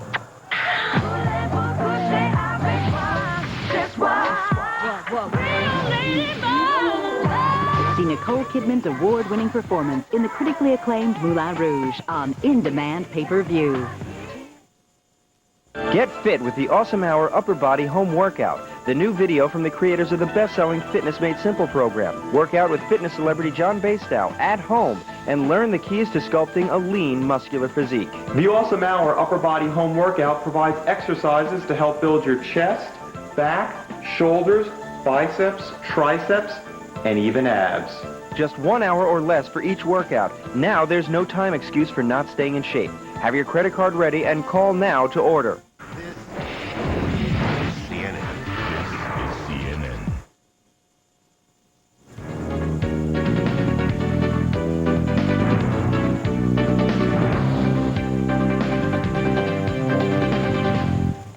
Time now for our lightning round. The Supreme Court will decide if California's 3 strikes and you're out law should apply to minor crimes. Whatever happened to let the punishment fit the crime, Jonah? Well, I'm actually on two sides of this one. I am sympathetic to the idea that judges should be able to have some flexibility about sentencing, but it's impossible to ignore the fact that crime plummeted with the rise of the 3 strikes and you're out movement. I actually don't think it was 3 strikes and you're out. I think it was really kind of better policing. I think it's a stupid policy, but not everything that's stupid is unconstitutional. They should be repealed in the legislature, not in the courts. I agree that it should be appealed to the legislature. It makes no sense. We're going back to the days of the Elizabethan poor laws where you steal a ham and you're in jail for 25 years to life. It doesn't make any sense. Of course, the other thing is, I mean, these 3 strikes laws have been around for about 7 years from now. I mean, somebody who's been a 2-time loser should know better than to to break yet another law. You think crime is rational? Mm-hmm. Okay. I didn't say crime was I didn't say crime was rational. Well, let's talk about President Bush. He wants to give federal funds to states to promote marriage as a part of welfare reform. Should the government be in the business of getting couples to the altar? The government should be in the business of getting people jobs. I mean, what they want to talk about is marriage as poverty prevention, job training, education. If you give a woman, the woman can get a degree, she doesn't have to be married, but she can support her family. You put peanut butter over the marriage license. That's the only way it's going to improve the material conditions of a family. Actually, it's the capitalist system that's that provides people jobs. But I know you have difficulty with that. No, but the fact is, it's not a bad thing to spend a small. It's a small amount of money in the. Oh, no, that's not what they're talking about in the context. Yeah, they are. They're talking about $300 million. $300 million in the context of the budget is nothing. To focus a young woman's mind on the idea that it's a good idea actually to be in a married stable relationship. It's good for the kids and it's good for them economically. I think everybody will agree on that, but should the government be promoting that? If the government has classes of people who are already married to teach them how to have stable, communicating marriages, that's fine. But if the government is providing a financial incentive to get married, that's not going to produce the kind of stable, healthy marriages that are the only ones that actually produce better results for kids. I think there are 2 interesting things about this. One is that this shows that there's a big strain of big government conservatism in the Bush administration. Social engineering. And secondly, I think it's interesting the hypocrisy of people who, on the left, who are screaming about this, who have no problem with a whole slew of social engineering things, from deadbeat dad legislation, the Violence Against Women Act. If the government's going to be in the business, it might as well be in the business being pro-marriage rather than anti-marriage. How much money is going to these things? Teaching them safe sex, teaching kids safe sex. I want you guys to write down that your fellow conservator here said $300 million was a little bit of money. I'm going to keep that in mind the next time there's a government program I want to fund. In a $1 trillion budget, in a several trillion dollar budget, yes it is. So there, any $300 million program I want, you're going to support it, Let's talk about something else now. After catapulting several unknown authors to the top of the bestseller list, talk show host Oprah Winfrey is scaling back and will pull the plug on her book club. Will the literary world suffer? The literary world won't suffer, but authors who are waiting for their turn on that book club list will. I mean, she made some people 70,000 books. What was the sold for one small paperback? She picked it up 1.5 million. But the fact is that A, Oprah's winding down. B, we've got to give her tremendous credit for increasing the reading habit. She will do these recommendations occasionally, but not regularly, as has been the case recently. Yeah, I mean, I think it's generally a shame. I mean, it got a lot of people who weren't reading to read, and that's a good thing. The literary world will survive, the publishing world will survive, and hopefully someone else will fill in the breach. I know that my sister, who's in the publishing business, she's very disappointed. Do you think that this is really going to cause a serious problem? Well, not if I would echo what Jonah says, not if someone else steps into the breach. I think Oprah set a good example, which is to say, television, we're in a state in our culture, television needs to support reading. She did that, C-SPAN does that, others need to as well. What do you think? Should we do the Wolf Blitzer book list? I think that's a good idea, the Wolf's Book of the Month Club. Yeah. I mean, one basketball book after another. One basketball We're not reading sports books, guys. They would be real short ones.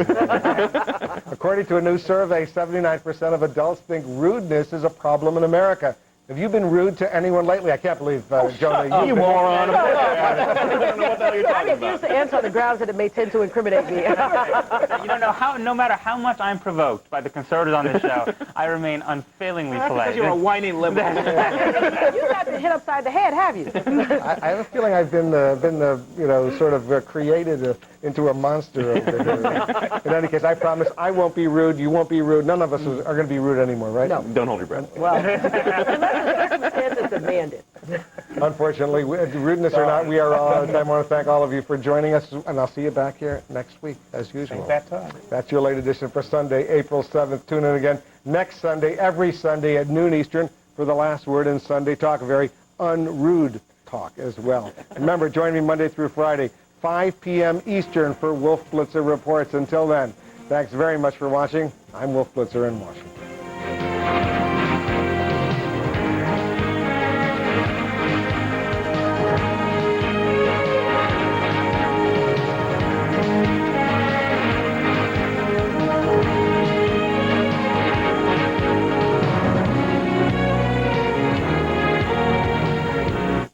On the WB's New Tuesday, the Gilmore Girls take a weekend away. Well, two of the Gilmore Girls. How do I look? Like a landlady. Stop moving, Lorelai. You'll electrocute yourself.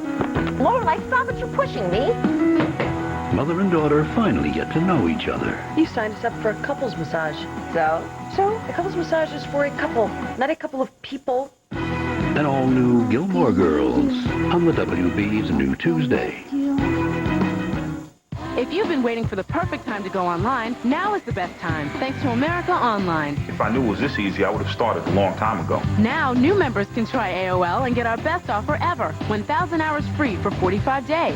It's easy. Plug it in and you go. You don't even need a credit card. Call 1-877-265-0100 and get all those features you'll only find on AOL. When you know you got mail, you hear this really cool voice that says, "You've got mail." Oh, I love that. I wonder who that guy is. My single favorite feature has got to be instant messages. Bing. It's having a verbal chat electronically. Our free 24-hour customer service representatives are always available by phone. They're very responsive. They speak your language. Nicest, kindest, most patient people I know. AOL has parental controls, and that's very important to me. My mom's got it, my dad's got it, both my brothers got it. AOL has it all. You can have it all, too. Call 1-877-265-0100 for 1,000 hours free for 45 days for new members. America Online. So easy to use, no wonder it's #1. I'm Chad Taylor. We're building a place where a guy can get away to be a guy. Men of America, your dreams have come true. We call it the Man-Made Movie. Yeah, it would be all about hammering and nails and wood and concrete. Plus, tons of tools, nice neighbors. You know what I'm saying? And and those big trucks that go when they back up.